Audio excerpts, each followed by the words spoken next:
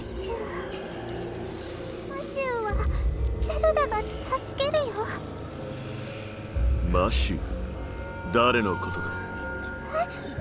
マシュゼルダのこと、ゼルダとの思い出忘れちゃったの。思い出。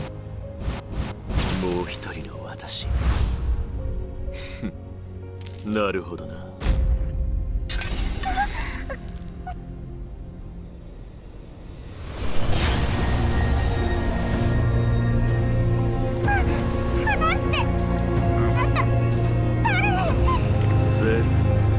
もう一人の私、夢の中までも探し続ける想像物アルハザード、ついに暗黒の元に戻ったのだ。我らは等しく闇夜に生まれた者。お前には分かっているだろう。マシューが絶対にあなたを止める。カオスの使命を忘れたお前に私が直々に審判を下す。この手でお前の大切な思い出を粉砕してやる。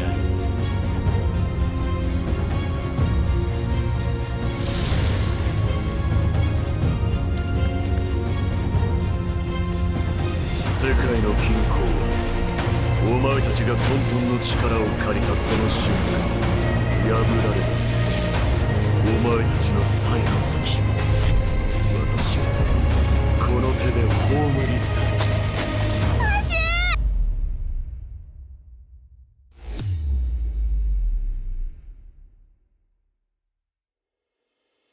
マシュー。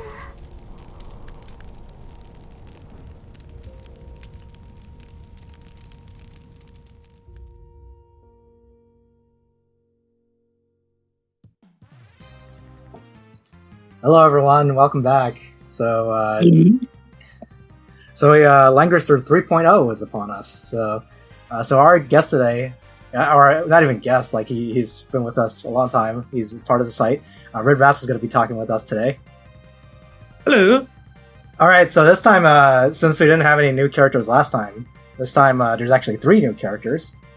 Although I'm pretty sure this was the plan all along. They were always going to make 3 new characters this month, regardless of whatever happened last month. And they're pretty. I guess Dark Matthew or Wehttam was sort of expected, but the other 2 are kind of surprises. And this patch should be coming over to global as the first patch in 2022, I believe. So it's still obviously it's a ways off, but yeah, there's quite a few changes here since it is a 3.0 patch. I don't think it's as big as the second year anniversary patch, because that introduced SP heroes and that was a big deal. I don't think they had anything big this time, but they are running out of 3Cs, so we'll see if something happens after that. But yeah, before we get started here, do you guys have any general thoughts first?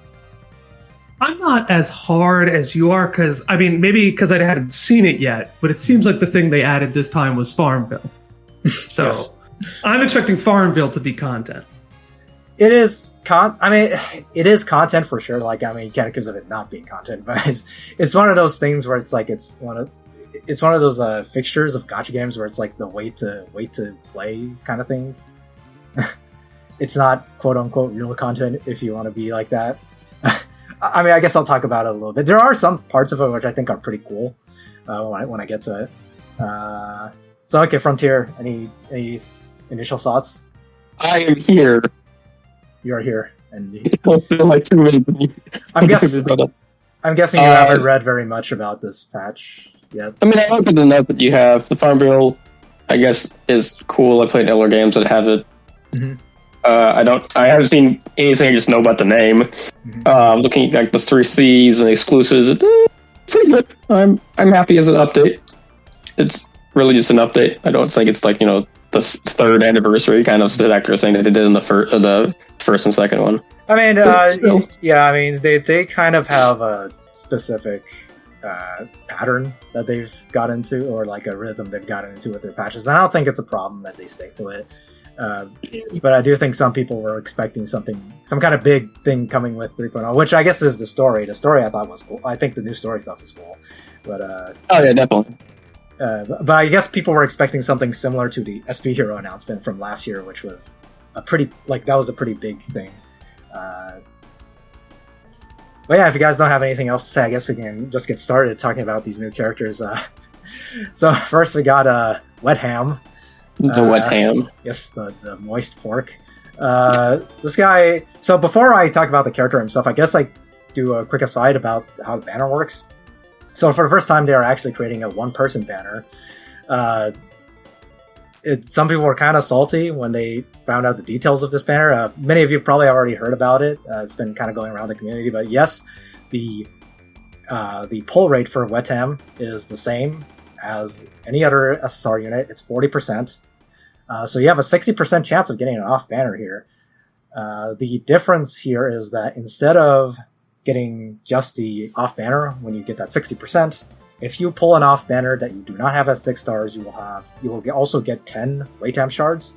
And if you get a 6-star off banner that is that you do have at 6 stars, then you will get 15 Wehttam shards.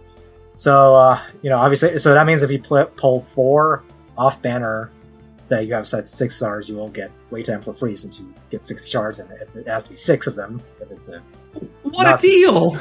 Yeah, what a deal! That's a deal, but at least if you have terrible luck with your pities, you can get him. Extended warranty? How could I lose? Yeah, I guess it's better than them giving nothing. Yeah, I mean, it could have just said, GG, you gets wrecked. Like most gacha games, and I don't think this is a sensible comparison, but like most gacha games many of them actually have even lower rates than this.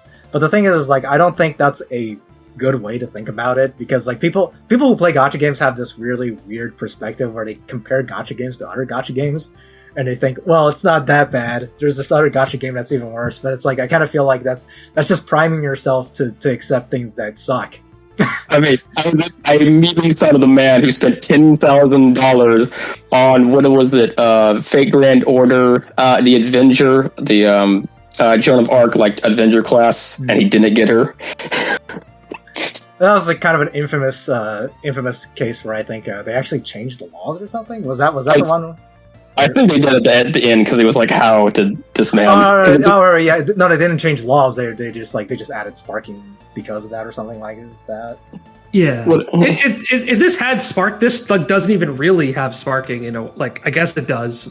Six SSRs is the spark, which is basically. Like, I don't know if 300 average spark, but possibly 600 spark is acceptable enough. Yeah, 600 pulls for a spark is, I guess that seems to be about where a lot of gacha games tend to put it.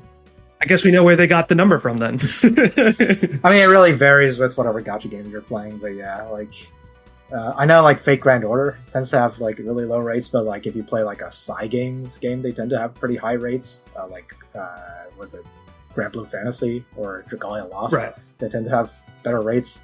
I mean, it really varies with the company, right? And yeah, I mean, well, this guy's a protagonist, so I guess I kind of have to get him. No.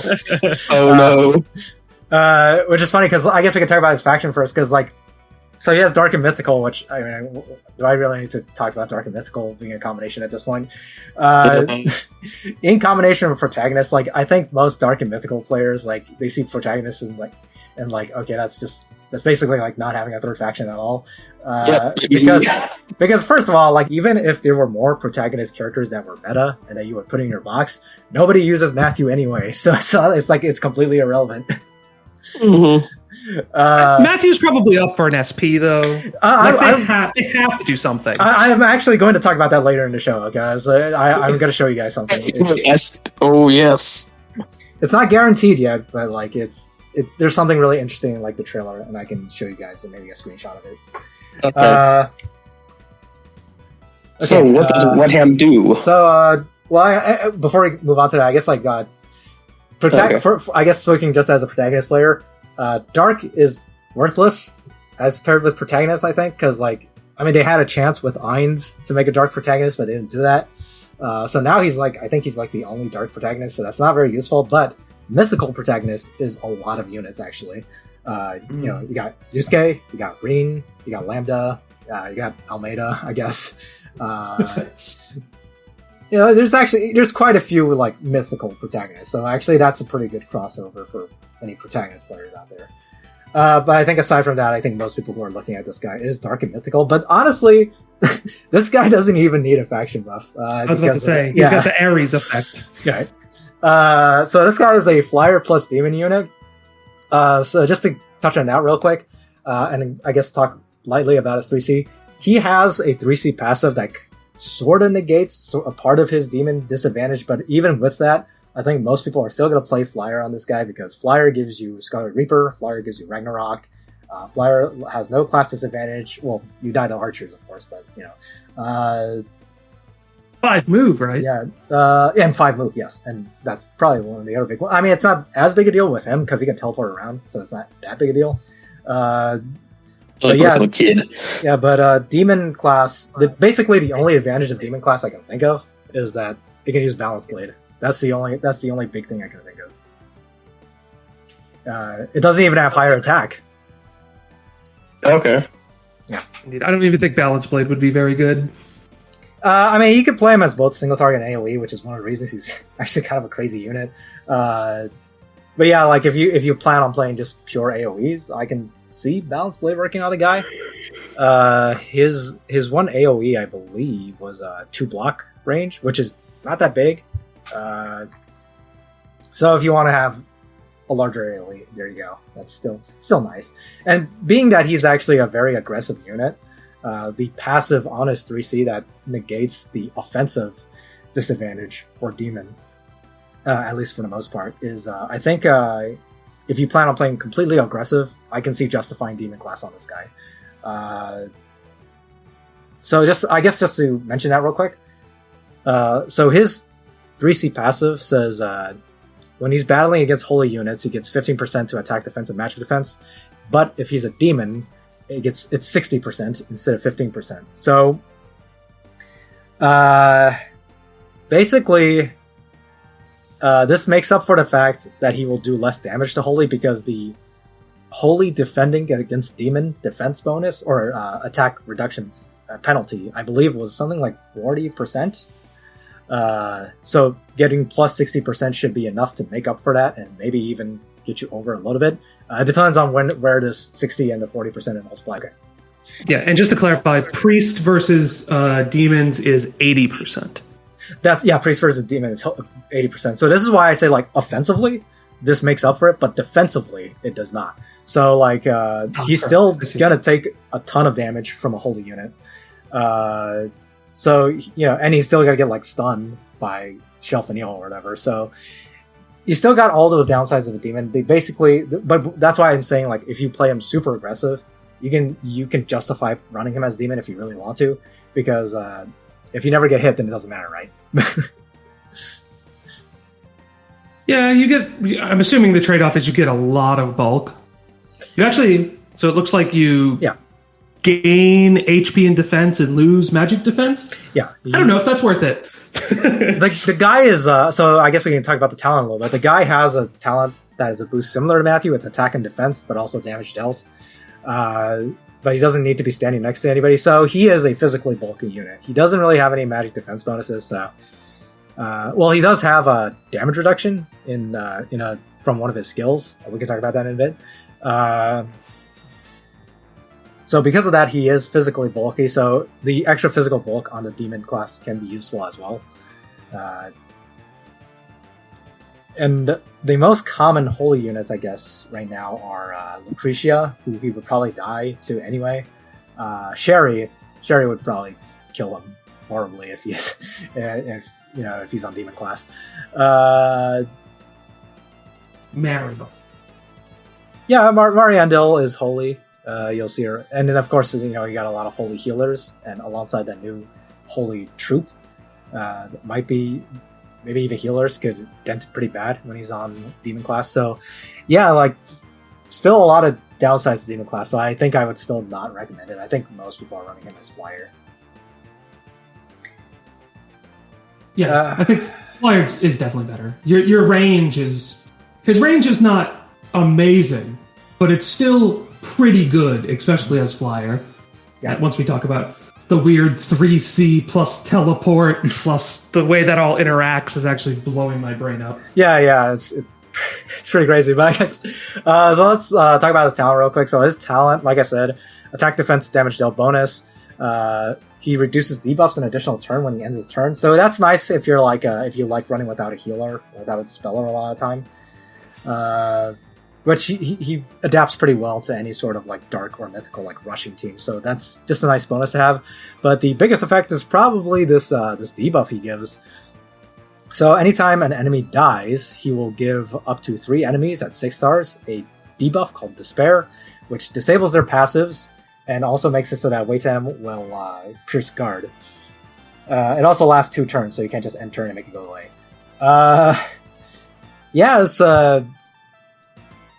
It's pretty good. That's a pretty good debuff. It's I mean, it's like a lot of other characters where he's stopped by Gospel and Rosen, but this is also, I mean, it's just yet another reason people are going to ban Rosen first. You ban Rosen and you pick Wehttam. He's, as you'll find out when we talk about it in a second, Wehttam is very scary. But this does make him more of a follow-up character. You need to have somebody else killing somebody, and then once that happens, you can have Wehttam follow up. I think the most common way you'll do that is probably let them have Lucretia. Pick an assassin. Assassinate the dummy to give everyone despair. And then you can go in and wreak some real havoc. Yeah, that's one option, yeah. Yeah, that's a smart thing. So basically, I mean, you need to pair Wehttam with some kind of long-range striker to rush strategy. But that's not the only thing he could do. He could also do tank push just fine, I think. Like he's pretty strong for that as well. So I guess we could talk a little bit about the 3C. We already talked about the passive portion of the 3C, which kind of negates some of the demon disadvantage and just make him stronger against holy units in general. The active portion is a summon, so it's kind of similar to Matthew's 3C. It is also a summon, but this summon does not do skills or anything like that. It instead is a stationary summon. It's basically like a totem or something, but it does take up a space. It's not a terrain effect. It does take up a space. It also gives Wehttam attack plus 20% and immunity for 2 turns, and he also does an AoE attack while doing this, and then after that he can move. He basically acts again. He can move 3 blocks and attack. I mean, this alone is already kind of crazy because it means he does an AoE attack and then gets to move again and attack somebody. So, break last rites, break all those Zorks, break all kinds of stuff. But then you have the summon itself, which is very, very strong. The summon is a demon class, so it can die pretty easily to a holy enemy.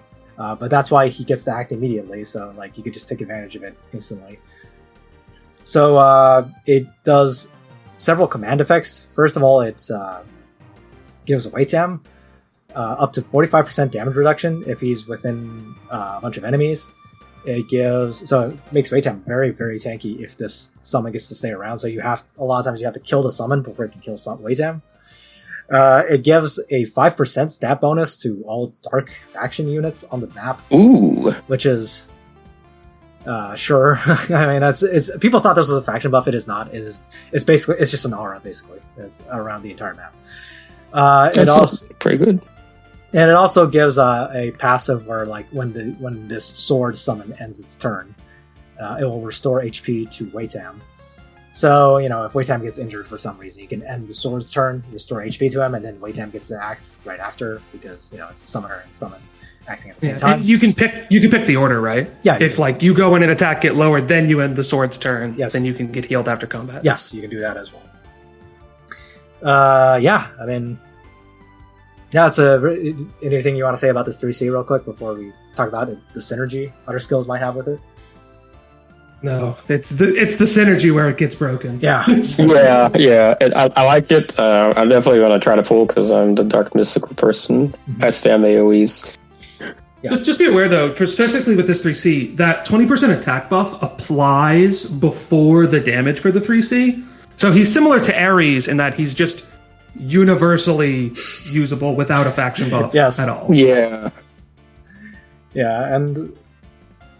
Yeah, I mean, he gets to follow up right after. It's kind of crazy. So, I mean, I've seen people describe him as basically Leonhardt, except better. As if Leonhardt wasn't already really good. Because he doesn't have the problem Leonhardt has where he has to teleport in and expose himself. And I guess we can move on to that right now. So Wehttam's claim to fame, and it's actually the first thing they showed off in like his trial stage, which is that he has this teleport. Which is a 1C skill. So when he uses it, he can teleport next to an enemy who is less than 100% HP. Once again, less than 100% HP, so like this makes him more of a follow-up character in that sense. And it says, like, after he teleports next to him, if there is a Shadow of Alhazard, which is the 3C summon, within 3 blocks of himself, or he's next to an enemy with the Despair debuff from his talent, he will act again. He will also not reduce buff durations for whatever that's worth, because they stick that onto all the act agains nowadays. So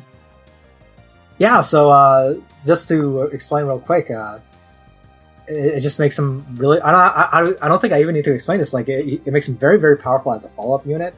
You can use this in 2 different ways. You can either, like I said, if you are playing aggressive, somebody else goes in first. Damages the enemy team somehow. Maybe kills an enemy and puts Despair up. Wehttam can do his teleport over to the enemy. So since they're at less than 100% life, he'll teleport next to one of them. And since one of them should have Despair, he will act again, thanks to the teleport skill. And then he can 3C, hit everybody with an AoE. He gets to act again because of the 3C, and then he can do whatever 2C attack skill you decide to bring with him. Either single target with AoE, whichever one you think was better for that match. But if you don't want to do that, if you want to play him tank push, the other way of using this is actually to use the 3C first. You put the sword down, damage everybody, he gets to act again, and then you can use the teleport to teleport next to somebody you think maybe is out of your range, but maybe is within range of the sword. So you teleport next to them. You get the sword. You can act again because of the sword. Even if you didn't kill enemy, maybe you didn't get the Despair buff, but that's fine. Because you can act again if you're near the sword, and then you can do an attack. AoE or single target, your choice. And he's good at both of them. We can talk about the attack skills in a second, but yeah, you want to say anything about the teleport here?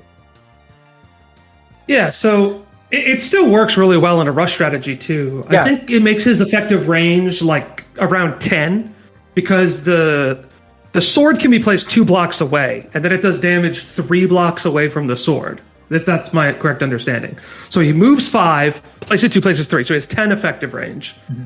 So, and then he can, when he places the sword, he will immediately act again. He can teleport at that point in time to the next unit, and then he gets his full 5 move, and he can perfectly position himself for his smaller AoE. It's literally the embodiment of nothing personal, kid. Yeah. So the only problem I see with that is, if he is the initiator, then that means the Despair buff isn't up yet. So if you place the sword down, like, you run forward, you place the sword down, you hit somebody with the AoE from the sword or whatever, he still, you just hit that one guy. But if you want to, I imagine you would want to teleport forward.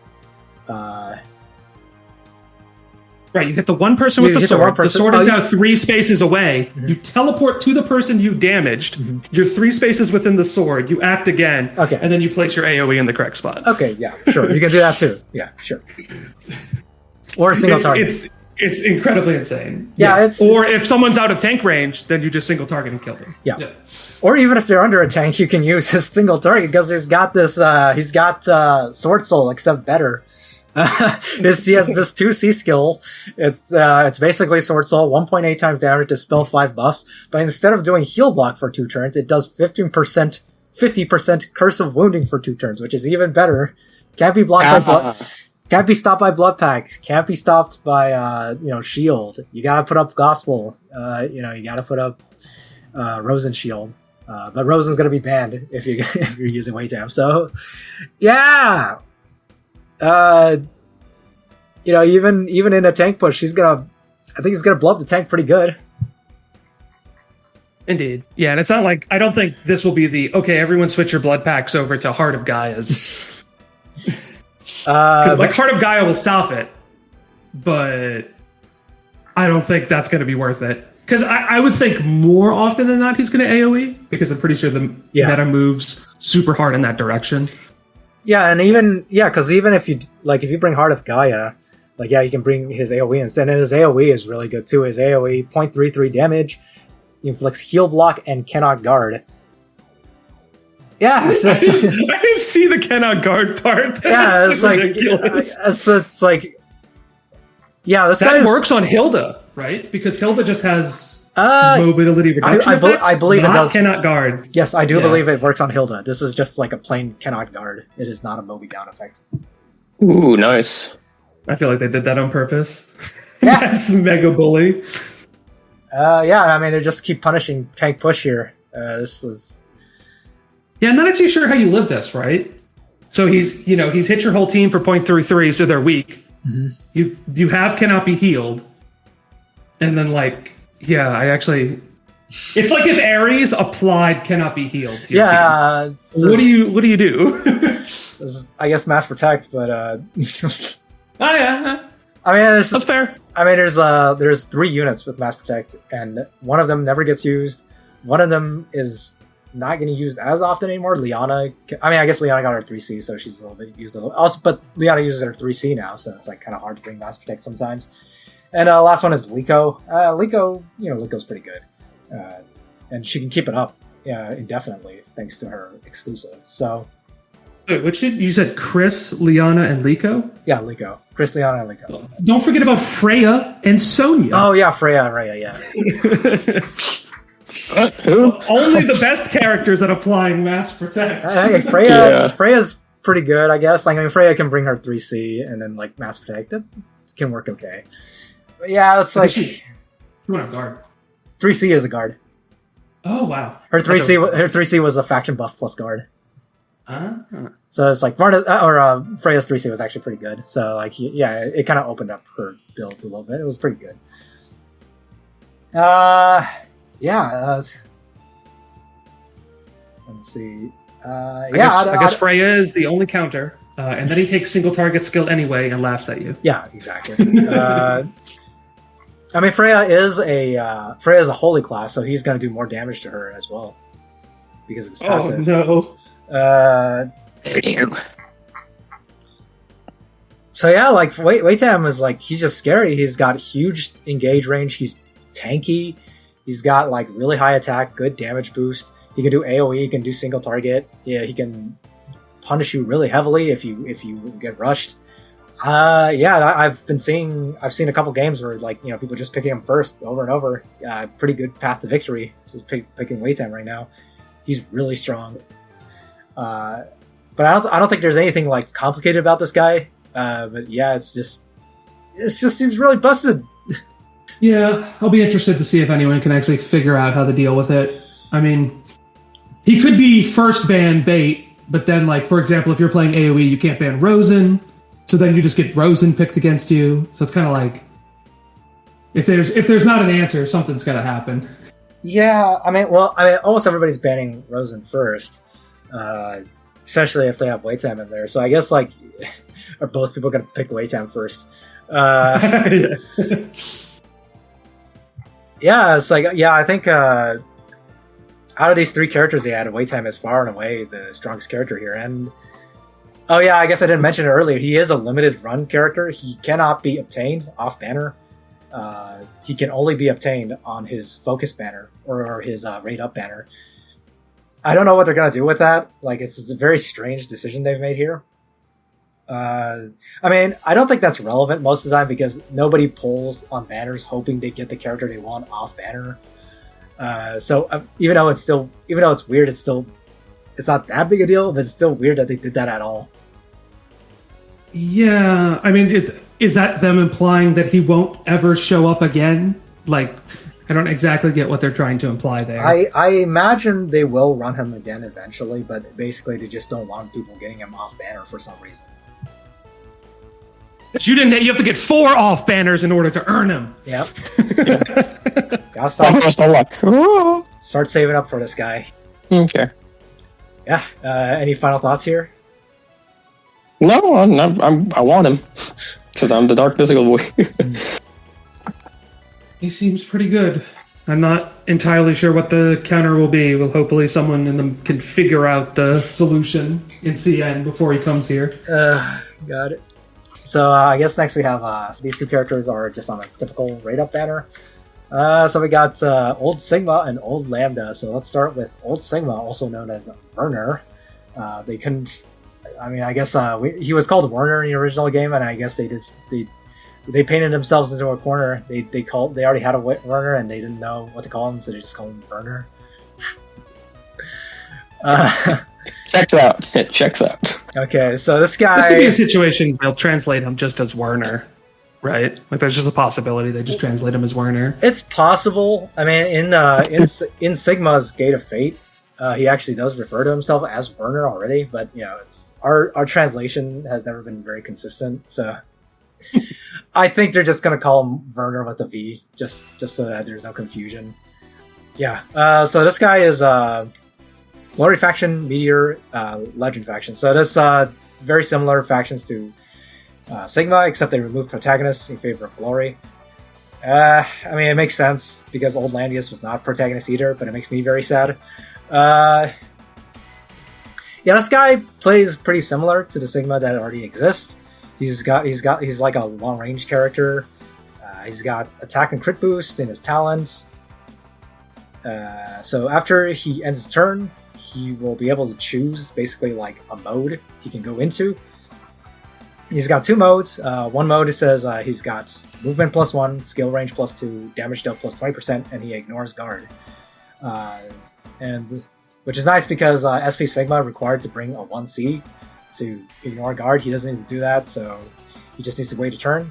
So the other one is a counter form, basically. It also gives him movement +1, and if he has no allies within 2 blocks, he takes less damage. He does 50% increased counter damage, and he will counter ranged attacks from infinite range, basically.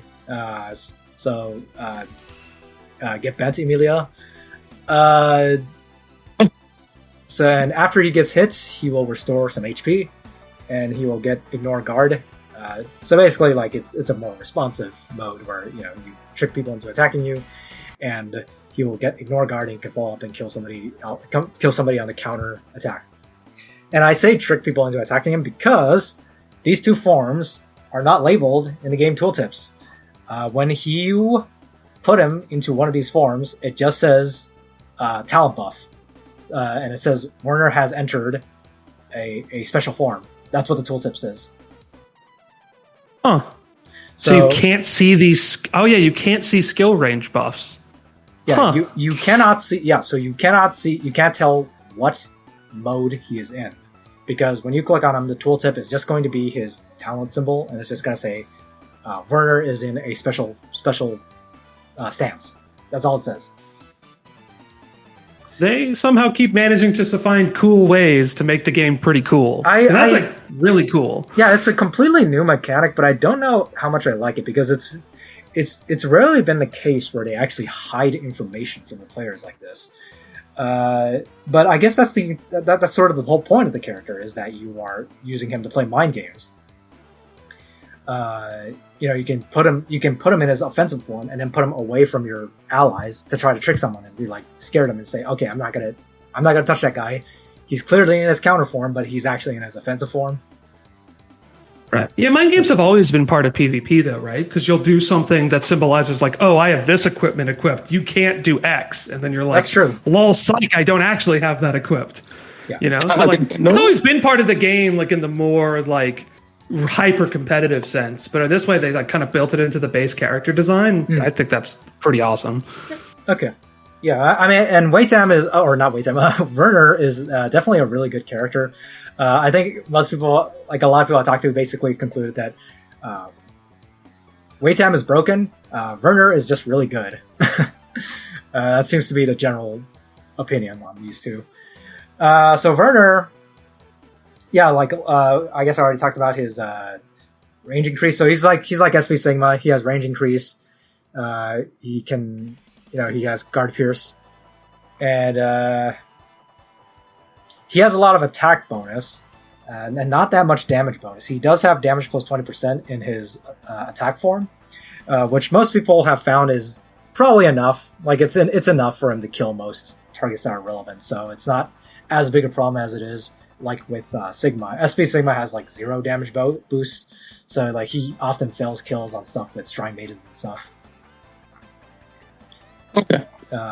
Verner is not going to have that problem.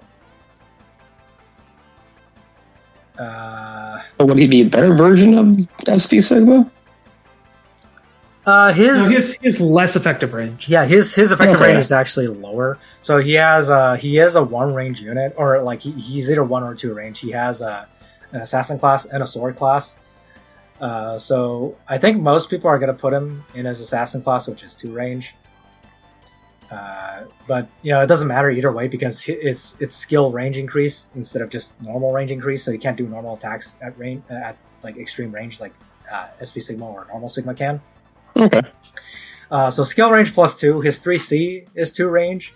His most commonly used 2C skill is 1 range.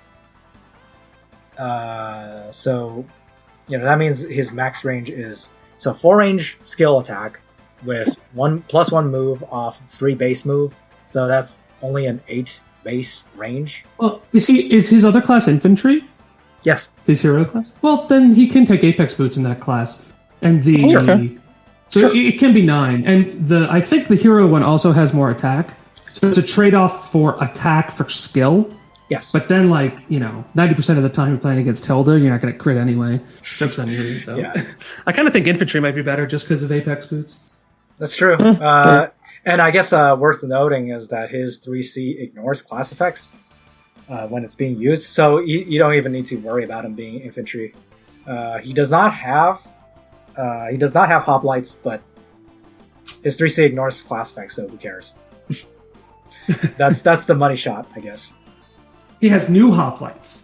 Yeah, he has the new Lancers. We'll talk about them a bit later, but I guess all I'll say about them for now is that they are really, really good. They're a really good Lancer troop.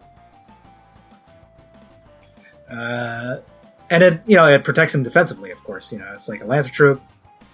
You might be scared of cavalry coming to kill him, but you can just equip his Lancer troops, and he should be able to survive an attack from them. Dry, right? Everything else is he's got air slash. And slash. Everything else is less like a bunch of attack skills, right? He doesn't really have. He doesn't have any act against skills. He doesn't even have not like Sigma where he has Ranger's Heart. So you can't use some kind of act against skill to instantly put up his stance. You do have to wait a turn with him. So that can be a downside. One of the problems some people are facing with Sigma right now. I mean, you see people taking Sigma out of their box in Season 8 already. And one of the reasons is because they feel like he takes too much time to set up. They don't want that turn where he has to set up, and Verner has to do that. But I think overall, his effects are, of course, a lot stronger than SP Sigma, and his kill potential is probably higher than SP Sigma as well. And he's got nice troop options, so just generally pretty good. And his factions for the moment are better because Protagonist is a useless faction. Glory still has Elwyn once in a while. It's pretty much just Elwyn, I guess. Nobody uses the R2. You might see them as a piece of redundancy, though, right? Like if you're going for Legends or something, you would probably play both. Yeah. If Legends ever can become viable again, then I was comparing him to normal Sigma because normal Sigma. So you might play him and normal Sigma in the same box, I would think. Sure. I use a lot of Legend characters in my box right now, so I have ran Sigma with faction buff a few times. So yeah, it's still an option. especially in this fast-paced meta. Like Sigma with the faction buff is not so bad anymore because if you ban out tanks, which you are going to get to do pretty often because a lot of people don't pick tanks early anymore, Sigma works just fine versus tankless if you don't use his dueling set. You can just bring like strong wind snipe.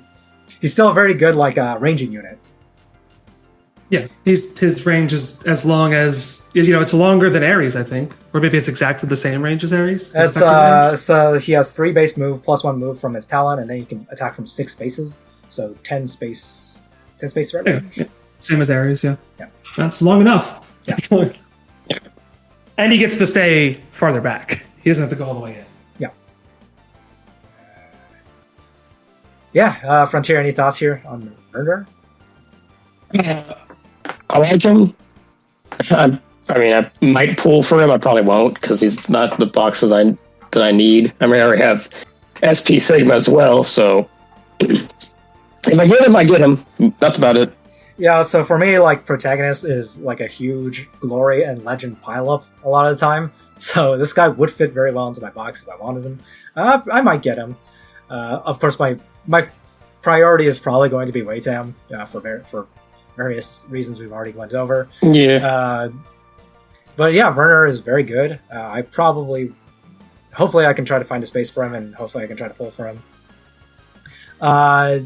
His bonds are kind of troublesome. You need to get Mariandel on the same banner, and you need to have Claret. Some people don't have Claret. She gets rerun on like Meteor Strike banners sometimes, so you can try to get her then. But yeah, the bonds are kind of a issue. Wehttam's bonds, on the other hand, were actually pretty easy. I think it was Bozel and Zerida, which is like a lot of people have those two. So yeah, RW, any last thoughts here? No, like I said, I think he's really cool. I'm always surprised when they manage to come up with something cool, and it's not just like, oh, we copy pasta Atlanteus into Hilda again.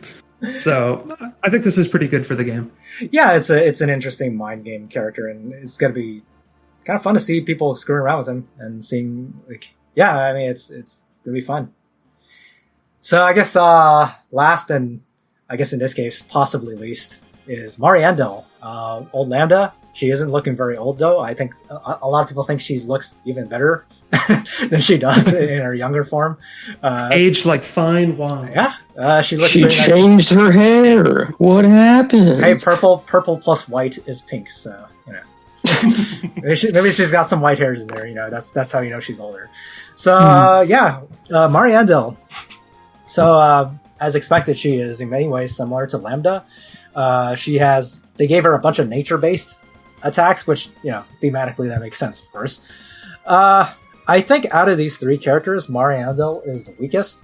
That's not to say she's bad, but I can see a lot of weaknesses in her kit instantly when looking over her. So first, I guess I'll start with her factions. Just like Lambda, she has Legend and Mythical faction. These are still 2 pretty good factions. I mean, Legend is not super meta anymore, but people still run Landius if you have lots of Legend characters, so it works just fine. Sigma, I mean, I guess the problem is they need a 3rd faction buff desperately at this point, I think. Sigma is not a very good faction buffer, so yeah, a 3rd Legend buff will be very appreciated at this point, but she does have Princess faction as her 3rd faction, which plenty of Princess characters running around right now, so I think that's a good addition for her. So her talent is it's kind of strange. So basically, if anybody uses a skill within range of her talent, and this range increases as you start her up, she will get her int and skill damage through a stacking buff.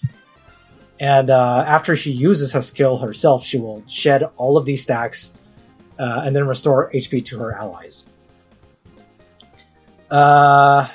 So she's a very mixed unit. She's both DPS and healing. So kind of similar to Rachel in a way. But she is a little bit more responsive.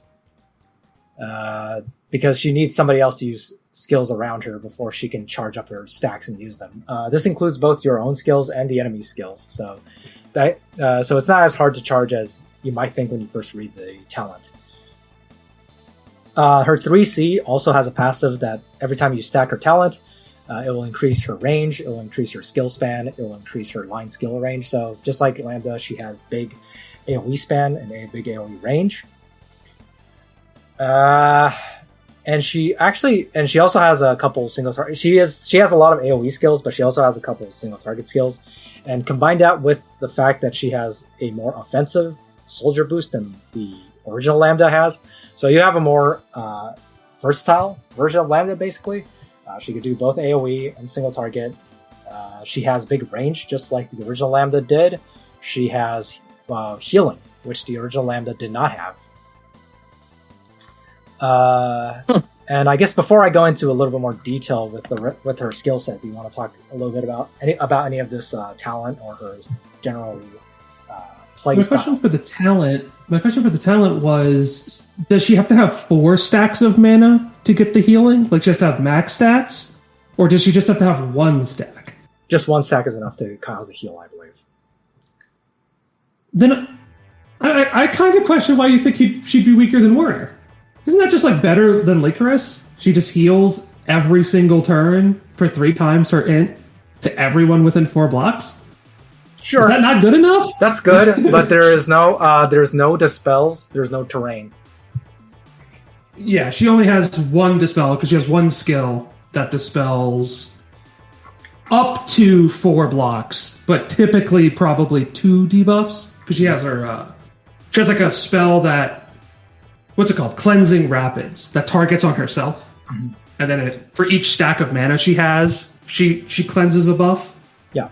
So she could theoretically cleanse, 4 buffs, but more average probably 2. But if she heals 3x int every turn while simultaneously dealing damage, I don't know, it seems powerful to me.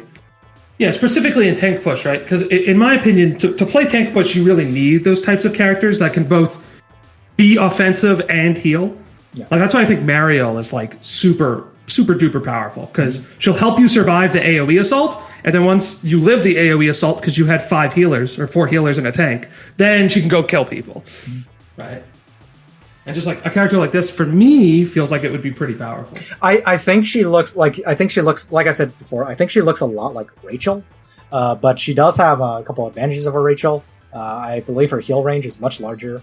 Her AoE spans are larger, so she will have bigger threat range, and she has a direct heal, unlike Rachel. She actually has a heal, like a straight up heal spell in her kit, which is, that's a really nice fallback to have. If your tank is low on HP, I got to get him back up. You got this direct heal. My problem with it is basically like, because of how fast paced the meta can be now, a frail, slow walking character like this, I think can be a liability a lot of time, especially considering how she's not like, who's the mage that can revive? Lucretia. Lucretia has revive, and it's a very annoying revive. It's like a frail unit that walks slow, but also doesn't have a revive. I think that can be a bit of a problem. And, you don't have to run her as holy, but if you run her as holy, she is going to be blown up by all those Judge Talismans from Ares and stuff. So that's, that's all. And I do have a 6-star Lambda. I used Lambda for a little bit a couple seasons ago, and I wish I could put her back in sometimes. And I might eventually if I play more aggressively. But yeah, that's one of the problems is, of course, like if you don't have a large enough range and you're frail, then that's a really bad combination. You want to, if you're frail, you want to be able to reach the opponent first. You want to be able to initiate. Otherwise, you want to be bulky, and she's neither of those things. And in a fast-paced meta, I think that is a huge liability. Yeah, maybe she's not bulky enough. I guess Mariel, I'm just like viewing her the same way as Mariel, because I view her as the character like she's a healer. Like in ban pick, she's just a healer. Yeah, she will heal 3x int within 4 blocks every turn, and 5x heal to your tank. Yeah. So whether it's single target or AoE rush, she has the ability to just stop you from dying. Like literally just don't care about the damage. Give her a bracer so she lives. Right? And then she's Princess Legends, so you play her with like Christiane and Landius as your 2 tanks. She'll always be buffed. Like, just if you're planning on playing that kind of super slow game, I think she's like very powerful. Now, that won't be the meta most likely, because people will be like, Wehttam, go burn!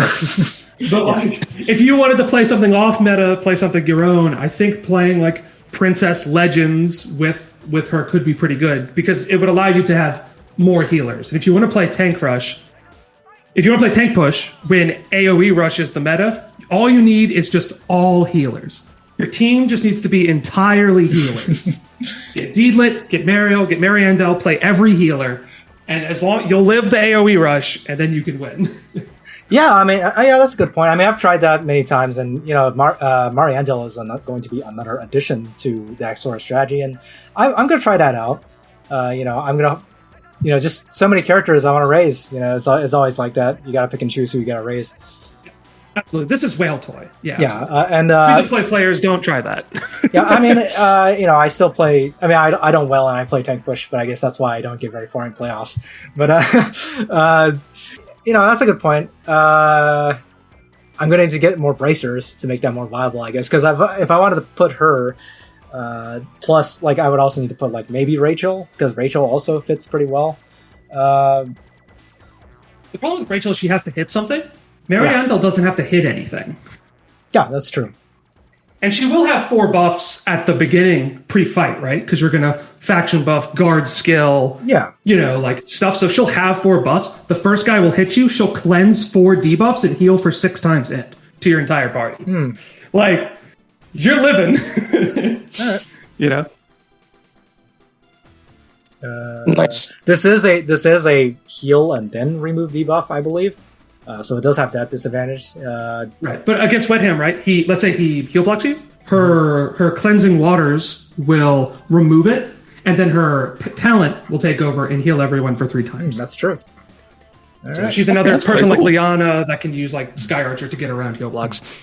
And of course, Legend Faction always has close in the pocket if they really want it. That's true. Yeah, so you know, if you got to play the Legend box, you got to put close in here. She's Princess too. Yeah. Yeah. Yeah, that's. I mean, I okay. You've convinced me. Like, you know, you've convinced me that she's a lot better than I thought. I mean, I didn't think she was bad or anything. I was just kind of thinking about like how fast paced the meta is and how, you know, maybe that doesn't work that well. But yeah, you know, I mean, she certainly won't be meta in global because the way since we know everything is coming, right? Mm-hmm. Everyone's like, all right, I'm prepping all my stuff for Wehttam and like all this stuff, right? And then, like, by the time these characters that exist on, like, the fringe of the meta, like, they seem good. There's, like, 2 or 3 whales that just have so much resources that they can still build them. And then they'll, like, sneak them in playoffs. They'll make the prediction of AoE rush, right? They'll play tank push with 7 healers, like, in, like, top 16 or something, and they'll just smoke him. And they're like, ha, I had Mariandel. You know? It's going to be something like that. Yeah. Yeah, and I guess even ignoring her, even ignoring tank push, I'm thinking about like rush strategy. So in her rush strategy, I can still see her being good because she still does have like the huge range that Lambda has. Longer. She has 11 range, right? She moves 3 and then attacks. Oh no. Oh, never mind. Her 3C is only 3 range with no buffs. That's horrible. Why would they do that to her? She does. I mean, she does have dragon breaths, which have the dragon. So those will get better. Yeah, those are range 5, and remember she gets she's not like Lambda where she only gets +1. If you get her up to 4 stacks, she gets +2. So it's like, so it is it's a 7 range fire in my laser dragon breath there, and you know, I guess with the 3C, it's going to be 3 range with 5 span, which is pretty good still. I think the cleansing rapids, does it get even farther? Because it can be placed 2 blocks away, and then it explodes within 6 blocks of itself. Cleansing goes pretty far. I believe cleansing rapids is a self-target skill, and it has 4 span. But if you stack her up, right? But like Heaven Sanction, right? You can place it 2 spaces away when you have range plus. That's range. Well, actually, huh? Oh yeah. I guess that's range true. +1. Okay. Huh. I'm actually not entirely sure if that applies to her skills. I guess I'm gonna have to check later. Oh, I see. It could. Yeah, unit range, not skill range. You actually nailed it. Your translation is correct. It's just the game's terminology is hard. Yeah, I mean, the game sometimes is a little bit inconsistent on how they word things, even in the Chinese version. So, but I mean, either way, like it's still a pretty good range. Like even if you can't drop it 2 spaces away, like you think, it's still 6 span. That's still pretty big. Yeah, I mean, like bigger than Liko, and it does what Liko's does, right? Yeah, and if you're and heals. Yeah, and if you're playing Rush, like you might be spreading your units out all over the place, and it's always nice to get to span all over the place. And the one big advantage this character has over Lambda is that Lambda needs to be standing next to someone the whole time to get her talents, or like her int boost comes from standing within 2 blocks of someone, which has always been a huge inconvenience when I'm using her. Mariandel doesn't have that problem, so she kind of is more flexible in that sense. So she can fit into a rush box as well. So I think, if you want like an off healer rush AOE character, I think she can fit pretty well into that as well. Yeah. And like I said, like she does have single target skills to fall back on if you really need to. Any final thoughts here, RW? No, I think she's pretty cool. I was wondering about that thing. If you have 1 stack, do you still get the heal after? And if if that is how it works, I think she's really good. If she has to get the 4 stacks every time to get that passive heal, then she's no good. But it is. If you it can is do just it with 1 stack. Yeah, then I believe really good. From what I remember playing with her, it's any amount of stacks is enough to allow for the heal. That sounds like some fun anti-fun. No fun allowed in my game. I have 4 healers. Yeah, and I mean, I guess they're kind of trying to move away from just like pure healers, because when you think about it, a lot of the most popular heroes now are like offensive healers in some way. You got Mariandel, who's the newest one. You got Licorice, who is one, and Florentia is, like, I would say she's an offensive healer for sure. Sissy White arguably is one. Sissy White's got all kinds of tools in her kit, and she has good soldier boost, and she can hit decently hard. And some people are taking Liana out even. They are still good though. Act again in 3C. It's like kind of hard to beat that. That's right. She could gospel everybody. Yeah. Oh no!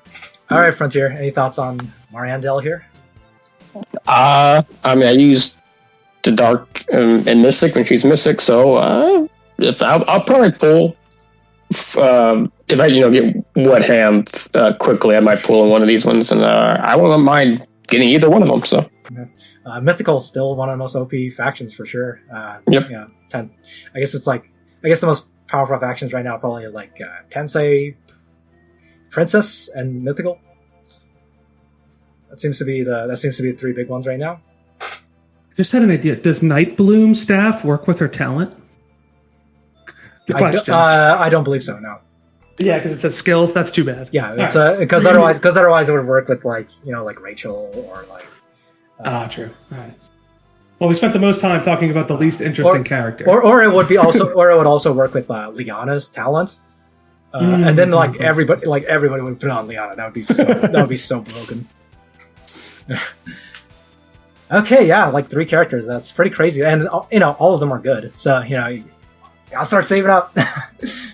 I mean, I guess thankfully the month before this had no new characters, although it did have SP Lana, so some people might be burning their crystals on her. We still don't know if they're going to be copying that the like empty or like no characters patch. I'm expecting them to. We're going to know by next month or so probably, because that's when Taiwan is going to getting the patch. And usually, like the rest of the servers, follow the Taiwan schedule pretty closely. So we'll know then. Like if they're. I hope we get it, because it just gives you time to save up resources. And if you're missing some random, it's really good for like new or free to play players too. Because if they're missing some random Bond character, they can get it. All right. So I guess now we can talk a little bit about the 3Cs they added, and we are. We're coming pretty close to finishing up all the 3Cs in the game. Next month is probably only going to have 2 3Cs. I mean, after these 3, there's only going to be 2 SR and SSR characters left over, which is Angelica and Elwyn. So, yeah, we'll see what happens. But for now, we can talk about Varna, Oliver, and Tiaris. Let's just start with Varna. Varna is really boring. This is just 1,000 arrows, except better. You don't understand. This is meta changing for Varna. I've played Varna since season 1, and this is so good. Yeah, it's good. Like it's definitely good. Like it's. Will it have any significant increase in damage output in the ancient call or back thing or whatever it's called now? Yes. Like Varna has always been good. Like especially for players getting into Apex or getting into PvP. Like Varna is like one of the best characters you can be building. Because newer players, your soldier training is going to be lower, so you should be playing AoE. Varna is AoE. Varna boosts AoE damage. Varna is cheap to build. Varna is important for you to build for PvE anyway. Yeah, you can't really go on with Varna. And this is just makes her even better. More damage, inflicts AoE damage taken, and has the same move away that 1,000 Arrows has. What else is there to say? The important thing here for me is that you can take both. Because like Varna had this problem, because sometimes, let's say you had Varna and Bernhardt. They're both AoE, air quotes, characters. Mm-hmm. And if you have Varna and Bernhardt, you'd be sad because her other AoE attack was Wind Whisper, and that just kind of sucks. Yeah. So this gives her another skill to do. So then she can do an fully unlimited AoE assault, turn after turn after turn after turn, which is exactly what Chef and Elle could do. But that's now true. Varna can do it, and she has 7 move plus 3 range, while also giving your entire team plus 20% damage, and the new 3C applies a debuff that's plus 10% damage. Yeah. So what you're saying is me as a dark mystical person should smack her in my box. Yeah, anybody who is playing dark, or anybody who's like, you don't even need to. She doesn't even need to be on faction because she has mass attack and she has the AoE buff. So like, she's great in any AoE box. She's great for any starters that want to get into PvP. Like, I don't know what else to say. Like, I mean, this is not a bad 3C. I just said it was boring. It's boring for boring for practical. Yeah, I wish we would have put like a terrain effect or something. Probably would have been cooler, but yeah. It seems like with the SR characters, they do kind of seem to take cop-outs, like we'll see with Oliver. I mean, that one's definitely a cop-out, but this one, like, yeah, I mean, this is a good kind of cop-out where it's like, it's boring, but at least it's like really good, so whatever. Anything else you guys want to say? I'm happy. I'm now convinced. I think I do have her equipment, so I might just smack her in my box somehow. Yeah. I'm planning to revive the box they got new people working on. Yeah. And of course, remember that her helm, of course, does increase her AoE span by 1 every 4 turns. So, this can, it's still pretty big range as well. So, not bad. Okay. Okay.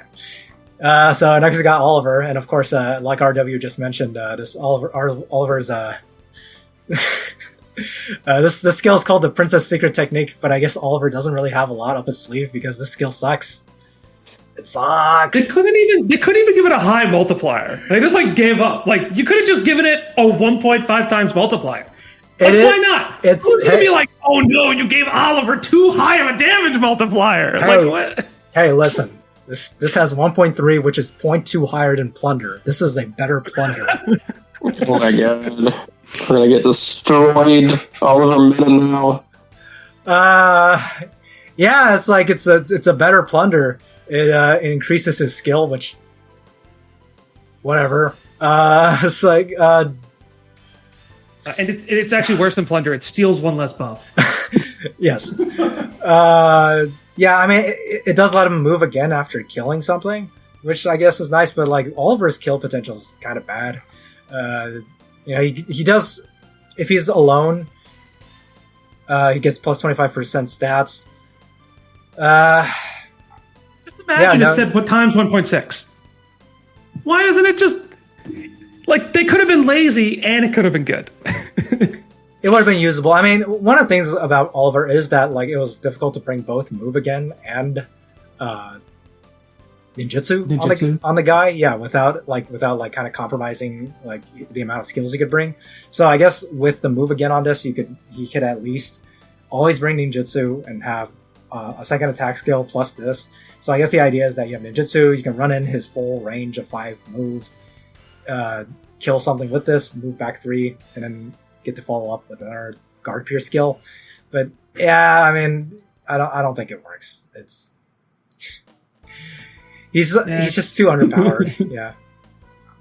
I mean, at least he does have like huge stat boosts, which is I mean, one of the things that made some assassins outdated was that because of Hilda you can't crit at all, and some units were very, very reliant on crit damage or whatever. Oliver wasn't as reliant on that. He did just have straight stat boost. But yeah, I don't think it's still not enough. Like, yeah, I don't like it. There's quite a few times on like the SR characters. I think the other one I thought of was like Olivier. It was just like, we just gave him a skill. It does what his other skill does. There you go. You happy? Cool. At least that one is like, at least that one's still usable, I guess. I guess this one's usable too. I mean, the worst one is still Lance's. Like, nothing can come close to how terrible Lance's 3C was. Like, I'm still mad about it. Every time people bring up Lance's 3C, I get mad.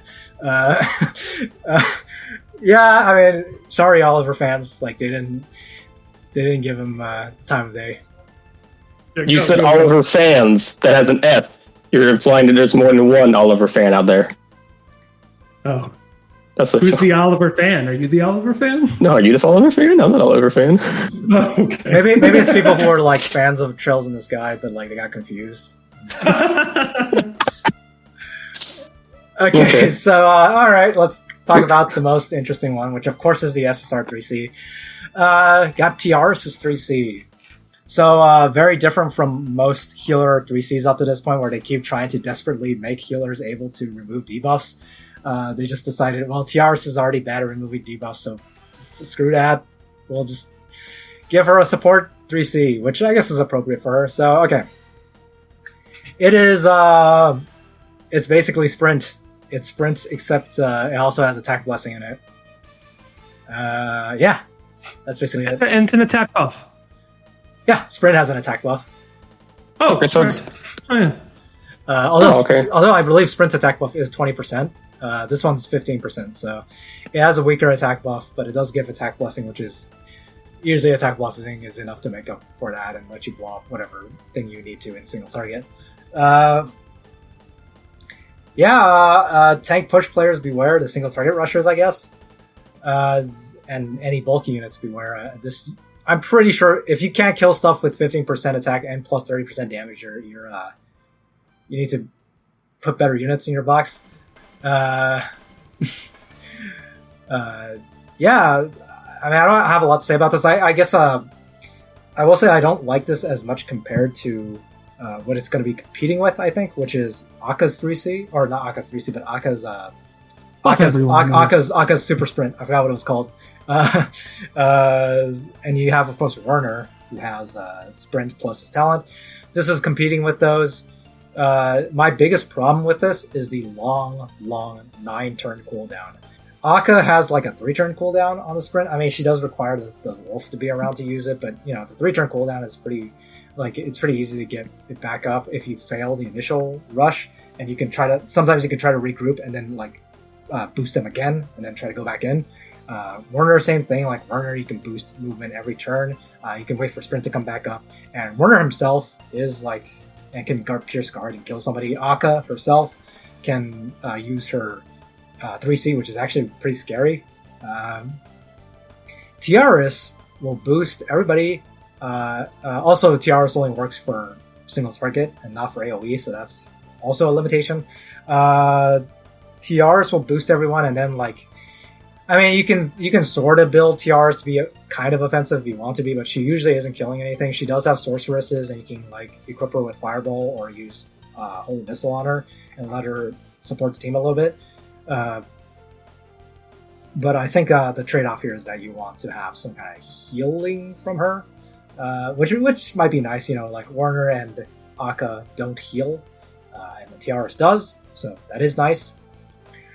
That's really my general thoughts on it. Like I did face off against one of these. I played a little bit of Apex on my Chinese account, a little bit, and I just faced off against a Tiaris team at one point. It was pretty scary. It's pretty, but because it only lasts 2 turns and it has a 9-turn cooldown, it really pressures the person who is using it to end the match very, very quickly. Because once it wears off, like that's it. Basically, you don't get to regroup. What do you think? Say, it definitely makes her viable, right? I think probably what you're going to be doing is you're going to take Miracle in the 3C and then like heal or shield or whatever, and then you'll Miracle turn 1, this turn 2, and then try and go in. Like, that's probably good enough as a support unit. Although I think even Akka doesn't even get played, right, in the rush teams anymore, because it just doesn't matter if you have more movement. Which, I don't know. I still see a decent amount of Akkas, I think, for rush players. Like, it's like 30% attack is still really nice to give to the attack party. And Akka, of course, has her totem, which lowers attack and defense in Aura from her 3C, and her 3C is good damage as well. So, like, maybe not on the Chinese server, but like at least for Season 8, like yesterday when I was playing the first week of Season 8 on Global, I still saw plenty of Akkas around for people who want to play rush. Well, then if so, she can definitely assemble the Wombo combo and just kill someone, right? Because it stacks with Miracle, right? So she can do Miracle plus this, it's 45% damage. And then you don't have to worry about faction buff. So it's just another character. Because you would play this and Akka, right? So then you could get one banned and stuff like this. Yeah. It may even replace like Estelle's, right? Because then you're like, okay, I have a unit that actually does something. Whereas Estelle like tends to do not much of anything. Estelle takes 1 hit and dies. Right. Well, takes 1 hit, but can't get her 2 range guard up. So you have to walk in like a little box. Then you just die and you're sad. I still think this is good. I'm happy they differentiated her from the other healers in this way. She basically just isn't a healer now. Mm-hmm. So. A healing is basically an afterthought, right? Like if you're rushing and healing, you attack something and you get a healing light, you heal back up. If you got some decently bulky offense units, you might be able to survive a counterattack from the enemy, which sometimes is all the difference you need. Waste an enemy attack. I guess you could still bring this in tank push. Yeah. I suppose you would. I think for tank push, I would not be using this. I would probably still just use attack blessing and like mass heal and heal or something. Oh, true. You could just bring normal attack blessing. Yeah, you could play. You could bring attack blessing plus this, and then you would just have the basic heal from her. But I think the movement +1 is worth it though, right? So like if you have an assassin or something, right? Yeah, you get the +1. You get the +1 move on your assassin, and then your assassin's longer. Yeah, it could come up. Yeah, I would definitely say I like it for the PvE aspect because I use Landius all the time, but sometimes I need Ledin, but he's stubby little legs, can't do stuff. So the +1 will definitely help me. If you were going to, if you needed extra movement in that kind of situation in PvE, I think Light of Genesis fills that role much better, especially if you're playing like Glory.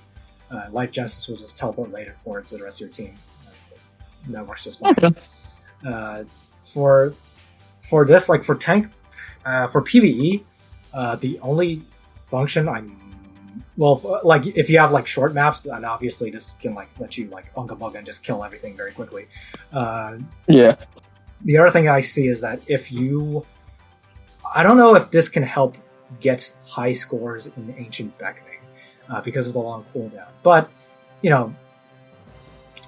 if you can get, because a lot of the top scores in Ancient Beckoning just like they bounce around like being able to last longer, but also trying to push as much damage as you can in the early turns, so while the boss is still weaker. So I don't know if this is worth bringing in Ancient Beckoning to try to push like really high scores at near the start by attack blessing the entire team and just like railing on the boss when you first dizzy them. Maybe that might work. It might work in Jormungandr, because in Jormungandr you do bring Deedlit quite a lot, and you can reduce Tiaris' cooldown pretty often. And you might even, I don't think people bring Sophia anymore into Jormungandr, at least in the top scores. So yeah, I don't know if it has a lot of PvE applications. Yeah, Maybe. I think Attack Blessing is more mathematically correct because it lasts 3 turns because it works with the plushie, and it has a 2-turn cooldown. And if you like multiply that out to the 9-turn cooldown, it's probably worse. So the situation you would bring it in is when you're bringing both. Yeah. And maybe that could. I mean, that would work. So I mean, but I guess you would have to balance it against bringing Miracle. Is it definitely better than Miracle? I think mathematically. Yeah. Because Miracle's a 4-turn cooldown. This thing is definitely twice as good as Miracle because it gives twice the damage boost. Sure. Okay. Any final thoughts here, you two? I use Tiaris a lot, so It's a protagonist, Farler. Come on, why aren't you happy about it? Hey, I tried putting Tiaris in a few times last season.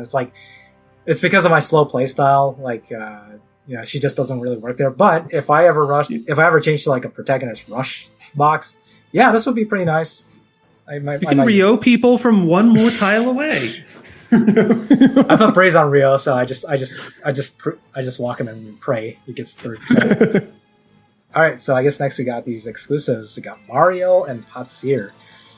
Okay, Mariel's hammer is, I guess it's kind of nice. Like, you're giving up Mjolnir, which was actually a pretty nice synergy on her because she dispelled so many buffs with her 3C and her 2C attacks. But I guess the main function of this hammer is that it makes her a better healer. When you use Holy Aegis or whatever, her mass heal spell, before turning her into attack mode, she will get another cooldown -1 on it, which makes her better as like a healer. And then once it lets you do it on the same turn. Well, finish the effect and then I'll talk about it. Yeah, and then the second effect is this like hero damage dealt plus 10% when she's in attack mode, which is nice. Mariel has a lack of damage dealt bonus, so it's nice. Yeah, I think this thing's actually pretty good because of the use case I gave earlier, where like you're trying to survive an AoE assault, so you bring 1,000,000 healers. Mm-hmm. And I think it's good particularly because you get AoE assaulted and you use her heal, the God King's Aegis, mm-hmm. And that has a 3-turn cooldown, so it'll go down to 2. So then on the next turn you can do Prayer, 3C, and then God King Aegis will be back up to immediately attack. That is true. On that turn, instead of being 1 turn off. Yeah, and that's actually something that people have been tricked by in the past, is that they forgot that in order to get the cooldown reduction from her 3C buff, you need to use a skill. So if you heal the turn before, you cannot get that. You cannot follow up with God King's Wrath and get the cooldown reduction. So this actually does fix that problem. So if you heal the turn before, you can still use her. I think they actually changed the name of the prayer skill to something different. I need to go fix that later, but it's like Undying Faith or something. It's like Undying Faith or something now. But anyway, you use that 2 cooldown and then 3C, 1 cooldown. Yeah, and then it'll be back up, and yeah, you can use God King's Wrath, and you can get the cooldown from the 3C buff. So yeah, that is a nice fix to that problem she had.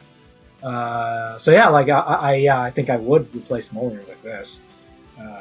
You get one less dispel, but I guess that's what you gotta go with. But 10% extra damage is really nice because, like I said, she did have a problem with having low damage boost, so that's nice. But I don't think there's a whole lot to say here. What do you think? I've said my thing. All right. That one use case makes it worth it for me because that's just the reason I would imagine you'd be picking Mariel. Mm-hmm. That and to punish tank push, right? Just having an assassin punishes tank push. Yeah. But having a character that can punish tank push and punish AoE rush, that's a pretty useful character. Yeah. Okay, well, the other one is Patsyr's helm here, because of course it's a helm.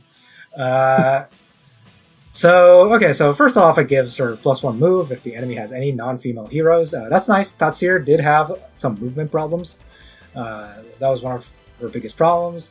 And after taking action, she will inflict 1 stack of her fatigue, her talent buff, debuff, onto 1 random non-female hero within 3 blocks. So decent range on it. I don't know what to say. It just makes her better at,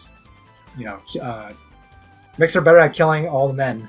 Yeah, there's a couple things I wish this did instead, like maybe, after dealing damage, inflict fatigue to one random non-female hero you attacked or hit, because her 3C is 6 range. Yeah.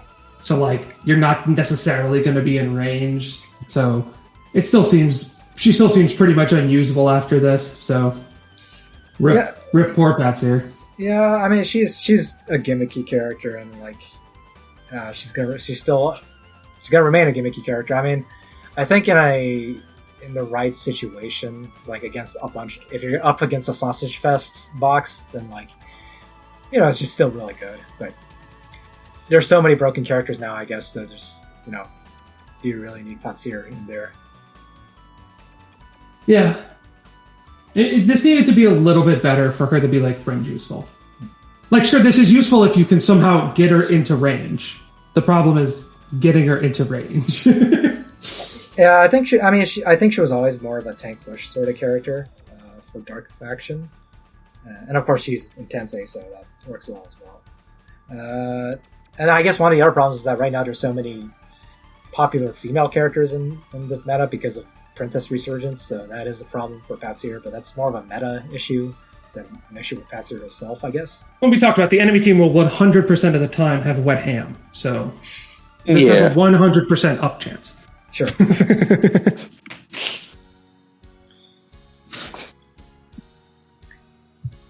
All right. Well, yeah, like exclusives are. I don't think I have a lot to say about this one. So if you guys don't have anything else, I guess we could talk a little bit about these 2 new soldiers they added. So they did add 2 new soldiers this time. They didn't announce how many new soldiers they're adding this year or how many they're going to be adding in the future. So we're just going to have to wait and see. But I guess they are still doing what they did the last few times, which is 2 at a time. So you got a Lancer and a Monk soldier this time.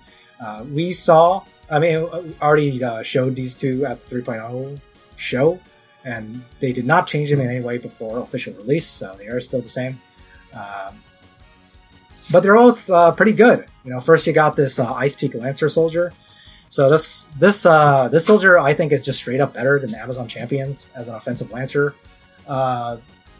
I can't say they're better than Hoplites because Hoplites are like a specialized soldier that do a specific effect. But if you just want an offensive Lancer, like this is like just straight up better than Amazon's. I think like they have attack bonus, they have attack boost, they ignore some defense, and they even have some counter damage.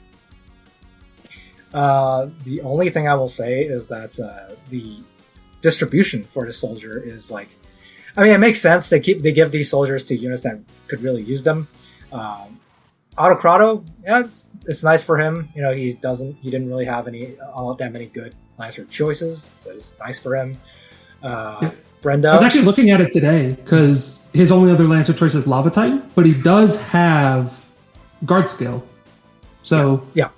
He needed, and these are like kind of these are more offensive, but Autocrado has decent bulk built into him. So I think he can equip these and still tank like calves running into him decently well. You got Brenda, who Brenda could always use the help. Lamford, same thing. Renata, I don't think these are that good on Renata because Renata wants 5 move soldiers. Shaltir, of course, will use these. Shibaraku gets these because they keep giving really nice soldiers to Shibaraku, which I think is really funny. He has every good soldier in the game, but he's still unplayable. I mean, actually, I've been told by the auto chess masters that Shibaraku is actually really good at there. Oh, he's got like 1 million revives. Yeah, he never dies. He doesn't die.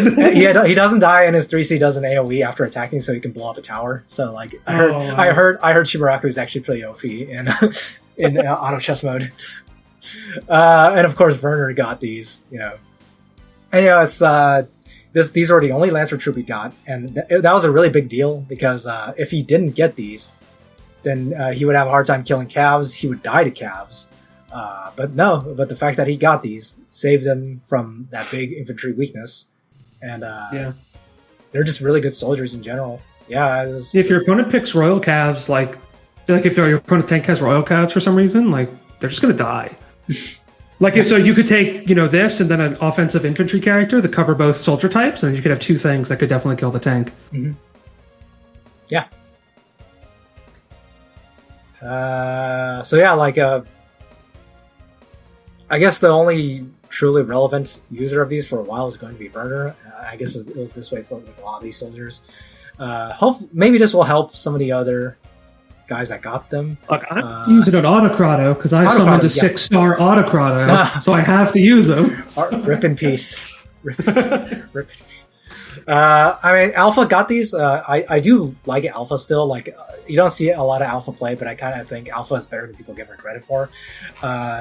The only problem I have with Alpha is that, like, Alpha is sort of like a tanky DPS, and these do not help with the tanky side of that. And I don't know if she can survive hits if you use these. So I don't know if they're going to be very useful on her. I mean, if you're going to use Alpha and not use her to tank, then yeah, like, these would be nice. Yeah, that's all I gotta say. The next one is Mentor of the Way. By the way, these names, like, these are not direct translations of the Chinese names for these soldiers. The place I got these names are from the data mine. They have like data mine, like all the names are the file names are in English, and they are called this in the file name. A lot of times when they bring it over to global, I think they just reference the file name and then go from there. So hopefully they'll do that again this time, and I won't have to go back and change them again. So these are kind of interesting. So these are like a hybrid soldier. They not only have, when they're attacked, the entire unit does not get melee penalty, which is nice. Means you do more counter damage. These give 15% heal. These give 25% defense on defense. If the hero is a holy class, then they will also get attack bonus. And they have pretty decent base attack too. So they are both offensive and sort of defensive. And they let you have no melee penalty, so you can counter for decent damage from your healers or whatever holy class you want. And you do it with no penalty to your healing power, because these have the same amount of healing power as bishops. So in my opinion, these are just like a straight power creep over bishops. Like, the only thing they have that is less than bishops is their magic defense, and who cares? Yeah, it's like, so like raising bishops was a complete waste, I think. Like, these are just like straight better. And they're also like kind of nice as an offensive troop too, like for some of these holy offensive units. Like, you got like Mu. You can run her as a holy class. You can run Lana, of course. SP class is holy. Mariandel, you can run as holy. You can run Florentia as holy, but I don't think most people are going to do that. Sissy White is holy, and these might work okay for her. But I will say, like, for Sissy White, Florentia, and Almeida, they probably are not going to use these that often, simply because Forest Priests are just so good for healing. So they're going to be sticking to those if you want to be defensive.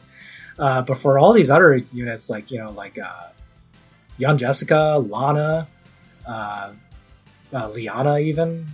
Mariandel, Mariandel. If you put Liana back in her holy class, you can use them. But I think most people are still going to stick to Mage Liana. I guess you can use like Holy Rachel, but like I don't think anybody's going to do that. Rosen, I don't think anybody's going to put her in a holy class. Sage of the Trees, yeah, it's kind of redundant. He already has melee penalty reduction. But a nice thing for Sage of the Trees, if you are fighting like a juggler with werewolf soldiers or something, that means like these are holy troops for him. So you can use the holy troops to blow up the werewolves, and then he'll do full damage to juggler. So like, juggler beware of Sage of the Trees with these scenes. Wheeler is holy class. He got extra soldier boost, and he can probably make these hit pretty hard. So yeah, overall, like, they're pretty cool, like hybrid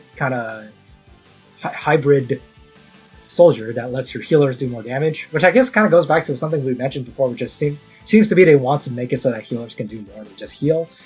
So this can maybe bring some of them over to doing a little bit more DPS. And like I said, these are like practically a straight replacement for bishops, I think. So yeah, what do you think? Yeah, looking at the list, I think it makes a lot of sense. Like Mariandel would use it. It's a little disappointing Licorice didn't get it. So your bishop's training can still be worth it if you're using Licorice. That's the one big omission they did. Like, it was like no Licorice. Like, kind of wish Licorice was on here. She would have really loved these. It would have been really nice for her. But And looking at the list, okay. Well, I don't know. Maybe Weiler can be good. In those tank push games, I kind of think Weiler's good enough. I don't know. Maybe not. But this soldier, like you said, it'd be pretty good on him. Mm-hmm. They have, he essentially has 35% attack boost with his talent. Yeah. And then they'd be just absurdly tanky. So it could be pretty good. Yeah, decently tanky. Slam into Weiler and get punished. Yeah, like late game, if all you have left is Weiler, like he might be able to do some good damage with these. So yeah, it's still nice. In the past, I've tried to make my healers be able to do some damage with varied success. In like season 5 or something, I used like Tiaris Fireball in one of my playoff matches, and I killed the Licorice with it. It was pretty funny. But yeah, I'm all for them trying to make healers a little bit more diverse and trying to open up their options and not make them just healers.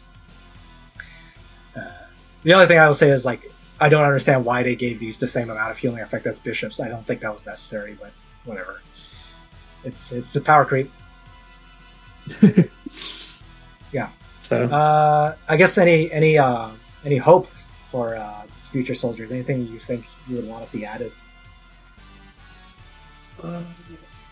Probably nah. I don't know how good it would be, but it would be nice to get another 5 range, like assassin type troop that didn't do that wasn't AoE focused, because the one we have is the goblins. Yeah. And so that's AoE focused. If we get a single target one, that could be good for quite a few characters. Maybe it'd make Sherry too overpowered, but just don't give it to her. Sure.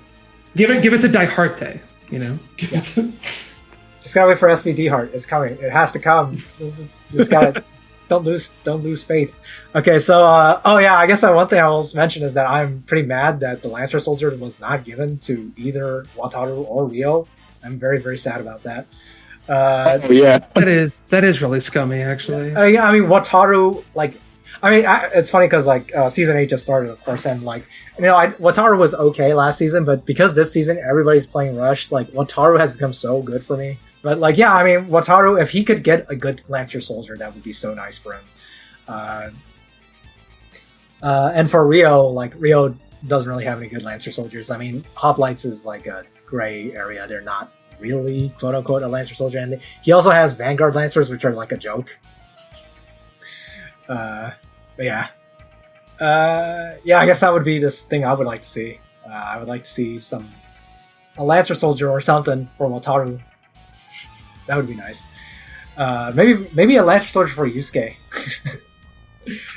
I wouldn't mind that. Like Yusuke getting some more soldier choice would be nice too. Okay, so I guess we can talk a little bit about some of the content they added. First I'll just mention real quick, they have a new Secret Realm event this month, which, when don't they? The only thing of note I will say about it is that it gives out Chris shards out of all the characters they could have given. Anyway, the Secret Realm event, I don't have a lot to say. It's everything it's what you expect out of a Secret Realm event. Just some free stuff, Chris shards. Look forward to that. Okay. I guess I'll mention real quick, they added some new feats, or one particular new feat to the missions in the game. So this time they have a login feat for 1,107 days. I have no idea what that number is supposed to mean. I don't know if there's some kind of significance to that. But anyway, if you've logged in for 1,107 days into the game, you will get 1,107 gems. You will get one of those hero card backgrounds, and you will get an SSR equipment selection box. Woo! What's in the selection box? An SSR equipment of your choice. But what's the limit? Up to, I'm pretty sure up to whenever this was introduced, which is so any equipment up to the anniversary patch. Crystal Stinker. Yeah. I mean, you can. I mean, I guess most people are still doing accessory. I think accessories are usually the best choice out of those things, unless you're just really desperate for a particular weapon or something. I guess you're right there. Time to get Goddess tier. Get another bracer. That's always Just get a bracer. Yeah, that's always the suggestion. Get the answer is always bracer. Or bracer or Twilight Star. Yeah, Twilight Star if you need it. Yeah, for sure. 95% of the time, accessory is the answer. Okay. But how mad I am about equipment. If they added a thing where I could buy an equipment bag every month for $100, I would buy it. That's how bad I want a bracer right now. Yeah. Okay, so I don't even know if this is awaited or anything, but I guess I can start talking about the Farmville mode. Okay, so Farmville. Oh yeah, Farmville. So this mode, like it's what I expected, and I think what most people expected. You just build the resource buildings, and then the resource buildings upgrade to higher resource building, which gives you even more resources, and then you get more higher level buildings. So a couple of the buildings, I guess I will mention real quick. So first of all, you have a building that actually, I actually made this mistake earlier. Like I thought it increased your time rift sweeps. That's like, or like time rift auto numbers. That's actually not what it does. I actually misread it. So what it does is that it actually increases the level to which you can sweep the timeless trial. So Okay. Pog. yeah, so this one Does that mean like we can? I've never actually beaten the final one. I always get like just not really destroyed, but I run out of time right around the last stage. So what's the max like you can sweep to? This building goes up to level 6, and it says +6 to your timeless trials sweep stage. So basically you can sweep. So basically now longtime players can sweep up to the runestone shards. You still need to actually play the final 4 stages, which is it's not too bad. Like it's a time saver, and like I think it's fair to expect people to play the last stage. Like it's usually not too hard for longtime players, but sometimes it can. You still have to put some thought into it because the stats are very high. You need to like actually pay attention to the game. So like, I don't think that's unfair. You said it goes up to level 6? Yeah, so yeah, each level gives you 1 extra stage of sweep. That's so silly. So you get to sweep 6 more stages. Yeah, congratulations! You get the shard and then 1 extra level. It's weird because it clears SSS and leaves 1 and clears 1 of quadruple S. Yeah, you know what it is? I mean, like it still saves more time by clearing that extra stage, I guess. But like, you know what it is like. What I think in the future, if they expand this system, I imagine the level cap will go up on that thing. So they're just leaving it open there, I'm guessing. Mm-hmm. Yeah, that's awesome. I literally don't even do them anymore because I just can't be bothered. So yeah, I actually forgot this week. I was able to get the runestone shards in time, and like I didn't get the final stage. But I mean, I always feel the need to do the final stage because it's 2 scroll packs. You gotta get those scroll packs.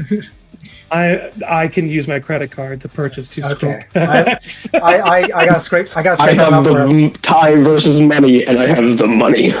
I gotta scrape up those enchant packs wherever I can, and get my disappointment the hard way. I hate enchanting too. I have like. Don't you love to get +15 in on your attack weapon? I do. Yeah. I have like 100 like scroll selection packs in my inventory because I just don't want to roll them. Just like I just refuse. Let me see how much I have. I have more. Oh, you haven't been using them? Yeah, it's just like now. When your stuff has like +13% or whatever, I'm kind of like, well, whatever.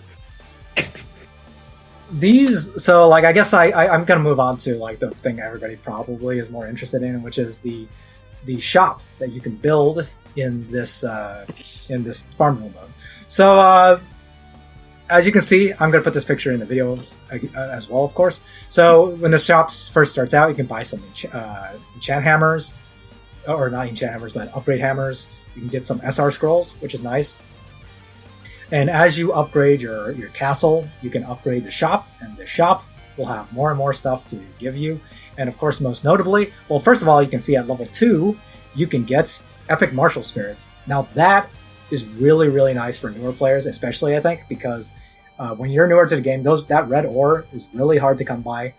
These epic martial spirits can be a real lifesaver for them. So I think this is really nice. Oh yeah. So this is really nice to stick early on in the shop for those new players. But I do feel the need to point out is that most of the things in the shop are on a week timer, but this one is on a monthly timer. So you can only get 2 epic martial spirits per month. I mean, I would have preferred it to be weekly, but it's still nice. They spent extra effort to program that. Why? So aside from that, so you can see there's the SR Aniki materials. Those are also nice for newer players because honestly, if you've ever tried starting a new account recently, you will level up so quickly. And they didn't do a good job of rebalancing lower levels of this game. So you are going to fall behind on your soldier training very quickly, especially if you advance through the Anikis properly. You're going to get to a point where you don't get the SR drops fast enough to upgrade very basic nodes in the training grounds. So these SR boxes are going to be very nice for them. Let's see what else. So level 3, you get the Bond Elves. Bond Elves. You also get, I believe it was. So I believe it was either level 3 or level 4. You will get SSR Aniki books. So you can purchase this 6 times. I guess the picture I posted doesn't have that. So I'll just tell you guys. So anyway, that one is Aniki books. You can purchase it 6 times. It's 16,000 gold each time, and it is on a weekly reset, so don't worry about that one. But it is 2 books per purchase, so you get to purchase 12 SSR books per week, which is nice. It's not a huge amount, but it's still nice. And then of course there is the Aniki machine box, which I'm sure is the one a lot of people really, really want. So that one doesn't unlock until level 5 or something. I was not able to reach it within the first week that this mode came out. So for those of you who are wondering, should I rush doing this mode as soon as it comes out at whatever time the patch ends? You can, but I wouldn't worry about it too much. I don't think it is actually mathematically possible to reach the Aniki machines box within the first week. So you don't need to worry about that. Just get it in the second week. It's whatever. So that's 64,000 per box. You can buy it twice per week, and it's two materials per box. So you get to have 4 Aniki materials each week. Which is nice. It's less than some people were expecting. Some people thought it was going to be the ones that have 7 in them, which is that would have been crazy. But no, it's 2 per box, 2 per week, or 2 boxes per week. So for a total of 4, which is still really nice. I think it's anything to speed up that Aniki grind. I think. Yeah. Let's see here. So after that, there's the runestone shards. Runestone shards is at level. Runestone shards is level 5. That I couldn't get until the 3rd or 4th week. So that is the other one that is on a monthly timer. There are only 2 that are on a monthly timer, which is one is the epic martial spirits and the other one is the runestone shards. You can buy up to 10 runestone shards a month from the shop for 80,000 gold for 5. So you can buy it twice. Okay, nice. And then finally, at level 6, you can get 2 enchant scroll packs per week. I still have not reached that as of right now while recording this, which is this is the 4th week that the mode has been out. I should be able to reach it this week. So to recap real quick, you can probably reach the epic martial spirit within the first week if you pay attention and play it, and you build stuff on time and stuff. You can reach the you can probably reach the Aniki books in the 2nd week. You can probably reach the Aniki machines SSR within the 3rd week, and you can get the runestone shards and probably the enchant scrolls by the 4th week. That seems if you I didn't pay full attention to like just like upgrading buildings as soon as they were done, and I was going in blind and stuff. So, but basically, my overall thought is that don't obsess too much over this mode. Don't be like, oh god, I gotta set a timer and know exactly when my building's finished. I mean, you can do that, like use like a timer if you think it's not inconvenient, but like don't like screw up your sleep schedule or something just trying to get to these rewards. Sleep schedule? What's that? I mean, some people do that, and like, yeah, I for those people out there that are that hardcore about gaming, like, don't do that for this. Like I don't think it's worth it, and I don't think it's mathematically possible to reach certain things in time anyway. So don't worry about that. I mean, you say that, but I'm the dude who has like.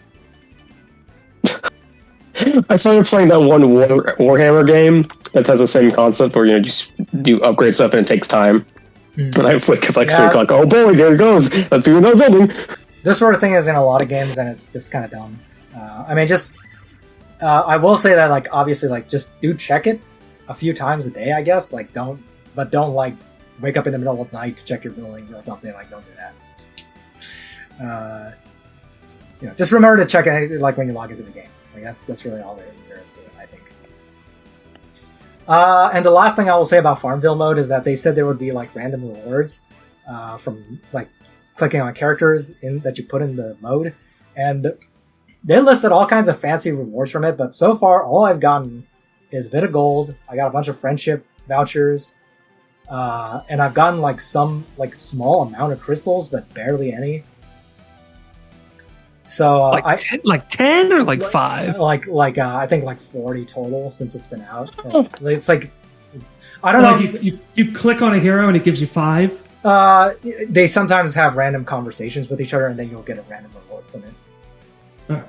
So I have not seen any SSR equipment like they promised. I have not seen any of those randomized hero shards yet. I don't know, maybe if I'm doing anything wrong, but I don't think I am. And, I'll report back once I have the fort all maxed out and stuff, and I'll tell you guys, like, if anything interesting happens. But at least, even by 3 weeks of playing this mode, I still have not seen any of those crazy rewards that people saw during the preview. But, I mean, they said they were being in here. They got to be in here somewhere. I'll keep looking for them. Have you figured out how the spawn rate for that works? Because you know how like you can kind of gamify map rewards? Is there a way to like make it so you don't miss any without having to log in every hour? I actually don't know. The character conversations seem very personalized. That's what I'll say. Like it's actually a surprising amount of dialogue in the character conversations, and they are between characters that have some kind of relationship. Like I saw Rosenseal and Kruger talk to each other. Matthew talked with Volzel. Sigma talked to Lambda. And it was a lot, and like it was surprisingly like lore-based conversations. I mean, it's nothing like super like detailed or anything, but characters from the same game will tend to interact with each other more and stuff. And I guess on that note, I guess one other thing I forgot to mention was that like there's like this thing where you slot in characters into the buildings, and that increases the resource generation rate. That is like. It is a pretty decent amount. Like it is based on 2 things. You need to have shared factions among the characters, and they need to be 6 stars to maximize the production. I do believe people have figured out the perfect like web of characters to use to max out the resource generation, but I haven't looked too much into that. But yeah, like this is obviously more friendly for whales because they have all the characters at 6 stars and stuff. For the rest of us, just slotting whoever you got around. It's you work with what you got. That's always how it is. Okay. As for the character conversations, yeah, like I don't know if I don't think I've seen any way to gamify it yet. I just noticed that like characters that are like related to each other in the lore will talk to each other more. So I guess on that note, like collab characters probably don't spawn these conversations. Mm-hmm. It still sounds pretty cool. Like I even though I don't think the story is the best thing in this game, I still actually enjoy it quite a lot. And so if they're doing lore-based conversations, I think that's cool. Yeah. It's like they didn't have to make the conversations that like detailed, so it's cool that they did that. Yeah. Okay. Yeah. I see. I thought we would have, class material generator and gold generator, but okay. Oh, they do generate gold. Like, a lot of the buildings do generate gold, and by slotting in characters into them, that's what causes them to generate more gold. So you do need a lot of characters for this mode. Like, you gotta be slotting them in all over the place. Okay. I was thinking with the gold shop. I was like, oh, good, I have another thing to spend no gold on. Yeah, that's the other thing. Yeah, like, this is, like, the shop is another gold sink, and the items are definitely not cheap. So at least this mode does generate a bit of gold for you. Not a huge amount, but, like, it's nice. Actually, let me check real quick right now if there is actually Okay, so right now my gold generation in the mode, it says every hour I will get 1,440 gold, and it actually caps after 12 hours. So I do need to check this every 12 hours at least and collect the gold. Well, that syncs with the training auto thing. Yeah. So that's like the worst feature in the game. Yeah. So like it's thing. So it's just another thing for you to go click every time you log into the game. So whatever. Maybe that'll make me actually do expeditions, because I don't do expeditions currently either. Because like I do them because they give gold. So like. Yeah, that's what I do them too. I actually I ran out of gold. Like, I used to have a ton of gold, and then I started doing like ancient beckoning stones, and then I realized how quickly those are burned. Those burn through gold. So yeah, fun times. Okay, so speaking of clicking on stuff, let me show you guys this. Okay, so this is the UI change that they promised, and it's not really a UI change. It is actually a totally new screen that is like nested, I guess I would say, on top of the menu that we already have. So okay, so on this screen, you can see that, like, so in the lower right corner there is the world button. So by clicking on that, you go to the interface that we have right now. So this is just like another interface on top of the interface we already had. But this is the only place where you can go access the Sky Castle or like the Farmville mode. You can't access it from the old map. So you have to go to this screen and then go to the Sky Castle. Thankfully, they made sure to include most of the other buttons that are on the main map screen. So you can't access the main story from this screen, but you can access some other key features. Can you guys take a look at this screen real quick and figure out what's missing here? I mean, the first thing I don't see is the map events, but I'm sure that's not the one you're talking about. Yes, like, I mean, okay, sure, like, you can't see the world map, so you can't go to map events, you can't go to the main story. Okay, fine. But there's at least two other important things I see here that are not featured. Info. Info is actually right there, like above training grounds. Like, that's the info mode. Oh, that's info. Interesting. Yeah, that's like those little icons are the left side icons we usually have.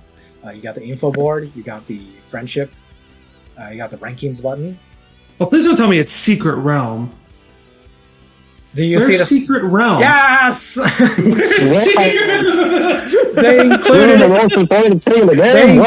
everything except for the Secret Realm. It's like you could include those stupid info and ranking buttons, but you couldn't fit the freaking Secret Realm button onto the screen. The only button I press, I log in and click Secret Realm, and just sweep, and close the game.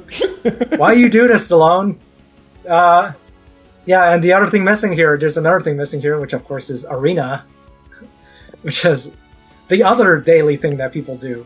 I mean, I guess you could go to missions and then like click go from the missions, but damn, like, really, Stallone? Come on. You had the space right there. There's like empty space right there you could have used. Okay. But anyway, like, so I guess the main function of this screen is just for you to see your waifu every time you log in. You can put your waifu on screen. You get to choose who's there. And every time you log in, they'll spit out one of their quotes at you. So I got Ainz here as my waifu, I guess. Yeah. But yeah, I mean, husband. Ainz, that's Mysterious Man in Mask. Yeah. That's the Mysterious Man in Mask who gave the girl the goblin whistle that saved her ass later on. Okay, so the new UI looks nice, but How did they screw this up? Like, how did they screw up like the most obvious thing to put on the screen? Like, I mean, I understand that they couldn't, like, even the story maps. Like, I feel like they could have put a button here somewhere, like just say like that says like go to story, you know, like. Well, you click the globe, right, and then it takes you the one at the bottom right, and then it takes you to the big map, right? Yeah, but like I wish they had, like, because you know how on the world map, how if you click on the top right corner where it's right, it takes you to your current mission. Yeah, so like I think they should have put that here somewhere on the screen. But yeah, like, does the new story also have a new map? Yes, there is a new. So like some people thought there would not be one, but yes, there is a new world map for the story. Yeah, that's interesting. I guess, really, you'll get used to it over time because technically it's already faster to do missions go than to do Secret Realm Anarchy, right? It's like already one less click, one less screen transition to go to missions. Yeah, I mean, at the end of the day, it's not a big deal, but it's like, it's just one of those things where you're like, why? It will train me to optimize my clicks because I've never realized that would actually be one less click. You know, that's what you have until you've lost it. Yeah. Well, I guess anyway, I guess that's all I got to say about the new UI Farmville mode. If you guys don't have any other questions, are you guys ready to talk a little bit about the story? I love the story. All right. Do you guys mind some light spoilers here? I won't spoil the story too much. Like, I won't spoil like actual stuff. I'll just like show some stuff. Okay. So following up on the third anniversary show, we got our first glimpse of some of the new characters. So first we got like this. It was really funny because somebody pointed out that this character looks like Lyn from Fire Emblem. So he's just like, this is our Lyn alt for Langrisser. So one thing I will say is like at first, like, when I saw her silhouette, her name is Azusa, by the way. Like so when I saw her silhouette, I thought she would be like kind of like an Asian swordsman kind of character. But now that I can see her entire character with. She actually looks more like a mage to me. What do you guys think? Yeah, I agree with the mage thing. Because the thing in her hair, it's got like that orb thing that they use on a lot of the character designs. Yeah. And those are typically mages. And she has like those little the rings around her hands, which I think she's like magical powers or something. Mm. But yeah, never know. Like, yeah, this is, not much to say. I don't know much about this character other than her name right now. Just Azusa, and it's Lyn alt for Langrisser. She's pretty cool. I like her design a lot, actually. Like, I like the little hip ring thing she got. Yeah, they're breaking away from like the classic Langrisser designs a bit here. They don't have the big shoulder pads or the skin tight outfits. Well, I guess the skin tight outfit is still kind of there, but like this is definitely a very different design philosophy than past Langrisser characters, I think. And I guess some people don't like that. Some people felt like it loses some of the Langrisser character. It looks more like a generic JRPG kind of character design, which I can see people seeing that, but I'm okay with it. I like leaving the old characters the way they are, but if they kept designing characters in that way, I'd probably be like, "Come on, guys." Hey, I guess I wouldn't mind if they kept the big shoulder pads. You kind of. No, the big shoulder pads are cool. I'm definitely on top of the big shoulder pads. It's particularly the girl clothing that I'm like, come on. Yeah. Like, I needed an Imelda skin. I was like, please release an Imelda skin so I don't have to look at her. And then released the pirate one, and I was like, hell yeah, this skin's awesome. So I can play this game in public. Exactly. That's the main thing, right? I'll like be at work, and it's like, I'm going to sign in and do my Langrisser dailies, and Imelda pops up. I'm like, oh, God. All right. Okay. So next is like the manly man from like the desert area. This guy is named Rostam. Rostam. Rostam. We got two ham characters now. I'll type it out. I mean, I guess if you want to call him roasted ham, then yeah, I guess that can work too. Roast ham. He also looks pretty cool. Yeah, it's like some people. I think somebody said like, I said at first like he kind of looks like he looks a little bit like Guts because of the way he's holding a sword. But some people said like, nah, he looks more like the guy from East, except a little bit Adolf Christensen. Yeah, except older. He looks like the berserker from the Legends of the Lotus War. Sure. I know neither of us were like, yes, we know much about that. I was the only person who watched the anime after the club. Yeah. It looks like he has like arrows in his Yeah, pocket. it looks like I'm guessing that thing on his left hand is actually a crossbow of some kind. So, yeah, he's got a sword and a bow. So I don't know, maybe maybe two. Verner 2. Possibly, or he's just gonna have like a infantry and archer class. Okay, so I actually don't have the. I mean, I guess I can find a picture right now, but like I have. If you want, I guess I can show you guys a picture if you want. But you've probably already seen them. There's like portraits of people who look very much like Ares and Licorice. I don't know if you guys have seen that. Yeah, I have seen that. Right. So as far as the story reason, I mean, we don't know if they're actually Ares and Licorice, but they probably are. And there was a portion of the trailer where it was like I don't know if you guys have seen like that trailer. Yeah, it was like the story trailer, but there was like one point in the trailer where there's a character talking in the background, and it sounds like she's talking through a radio, and it's just like it was clearly Florentia talking.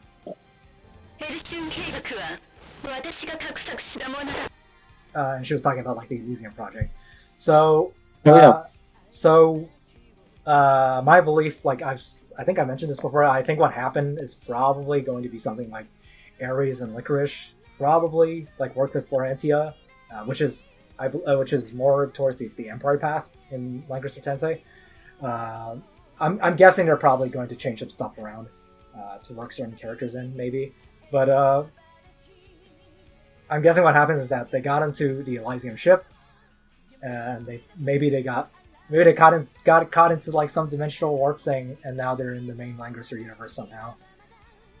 Yeah, well, I think that's already pretty much confirmed in the Lucretia Gate of Fates. Mm. And Lucretia's Gate of Fates. Yeah, she went to Elysium. Right, it's like her in the ship rebooting. She's like remembering her memories as she reboots, and then her last Gate of Fate, she gets on the Elysium ship and like goes into standby mode. Yep, I was thinking the exact same thing. Okay, I did not pull Lucretia, so I actually did not get her Gate of Fate. Okay. Oh. That's what, yeah. Okay, that's good to know. Okay. Your theory is definitely correct in my opinion. Yeah, I mean it was the most obvious way to work Tensei story into the main line, I guess. It's cool to see how early they hinted at it, though. Like, I think that's still pretty cool. And they even hinted at the Verner stuff in, like, the story that came out this last patch. So, like, it's technically been hinted at, 6 months in advance. So, their writing team's doing something. Yeah. I mean, well, they basically kept the tease like a hook during story 2. Where like when you went into the past, or like one of the past stories where Sigma, like they talked about, okay, we're gonna go somewhere to the west, and they also said like, oh, maybe we might die eventually, but we don't know when. So they were leaving it open to see like, okay, something's over there in the west, and maybe Sigma and Lambda are dead, but we don't know. So yeah, like that, it's gonna be interesting to see what happens. I guess the last character I guess worth mentioning is of course Liza. Liza is the new SR character, but you can't actually get her yet. I believe the new story so far only allows you to get like 20 shards of her or something, which is not enough to summon her yet. And there's actually no data for the unit in the game, so this is obviously on purpose. They're just teasing everybody that you can get Liza soon. So do you care if I do some light spoilers here about what Liza's motivation is? No, go ahead. Angsty teenage girl. Okay, so Liza has a Sigma sword somehow, or like I think she went to steal Sigma sword. It was something like that, but like she says like, this is a clue to my father. I'm trying to find my father, and this is the only clue I have to who he is. So there are two things. There are two ways to guess what's happening here. So either she is Verner and Mariandel's daughter, which I don't think is very likely, because her hair color is not similar at all, and is not similar to them at all. And this is anime, and if you have children in anime, they obviously have to have the same hair color as you. Although, like, her hair color is actually kind of similar to what Lambda's hair color looked like before she was, before she was, like, experimented on, so maybe. The other possibility is that she is related to Ares somehow. Because they do have similar hair colors, and we don't know what Verner exactly was doing in Gale Pais. So, yeah, I mean, that's good. That's the hook for the story. We're gonna help Liza find her father. We're chasing after Verner and Mariandel and figuring out what happened. That's the hook. That sounds all right. Yeah. Okay. It's a little bit, yeah. Hopefully they're not just like, yes, and here is... I didn't necessarily like the way the part 2 story played out perfectly. But I could literally go on like a 30-minute tirade about how the right story is, so I'm not going to start it. I still haven't caught up on the story. Once we do that, maybe we can have a video where we just talk about the same. It has a lot of potential, but it just doesn't do it in a good way. I know some details of this Act 2 story that I already know, like some things I know about it I'm not gonna like, but whatever. I'll do it. I'll actually play it first. Okay. So any final thoughts here about these story stuff? I still need to do the entire second story. I'm super lazy, but I do like it at least. All right, RW, what do you think? I'm pretty excited. I'm caught up right now with I've done everything on the map. Like, I've done everything on the map. I'm like behind by a time rift or something. Okay. But, you know, I'm relatively invested. Like, I would say I'm actually probably one of the more invested people in the community, I guess. Because there does not appear to be many people that actually, like, read and care. Well, I will say, like, the one change they made where you can actually click to skip, like, to display the whole line, like, that alone makes it a lot more convenient to read the story now, because it was so annoying before. It drove me crazy when I clicked thinking I could display the line, and I skipped the line, and I was like, Yeah, I did that a lot, and then I had to click the log button, and I was like, "Thank goodness for this log button." Oh yeah. At least the log button is there now. So yeah. Before, when there wasn't even a log button, it just drove me crazy. But yeah, I think that's all we got today. All right. Any final thoughts on this big patch we got, RW? Yeah, I hope Wehttam is not as freakishly ridiculous as everyone thinks, but for my evaluation, he seems pretty meta-warping, pretty powerful, so we'll just have to see if anyone can come up with a way to not have to deal with, 100% pick ban Wehttam. Mm-hmm. Yeah. Yeah, I mean, like I said during the 3rd anniversary show, like, I am looking forward to the story, like, especially because they're working without a net this time. They're still introducing the Tensei story into it, but they still have to make up a lot of their own stuff this time. A completely new continent, new cultures in the world of Langrisser. I think that's cool. Like, it's cool to expand the story that way. We'll see if they can pull it off. And aside from that, like, yeah, it's actually kind of a standard patch when you think about it. It's like new characters, new 3Cs. But, we're running up against some, like I said, we're running up against no new 3Cs anymore. So we're going to see if maybe they have some ideas where to go from there. Okay. All right. Yeah. Okay. Thanks for spending the time with us today, RW. Yeah. It's like 2 hours, dang. Especially with all the work you do for the site. Like, whenever you guys feel thankful for the site, you gotta be thankful for RW. RW is one of our heroes on the site. Without him, like, the new site would just not be happening. And hopefully we get that 1.0 version of the site out very soon. And it's gonna be great. I'm excited. And thank you for all your work, RW. Thank you for joining us today.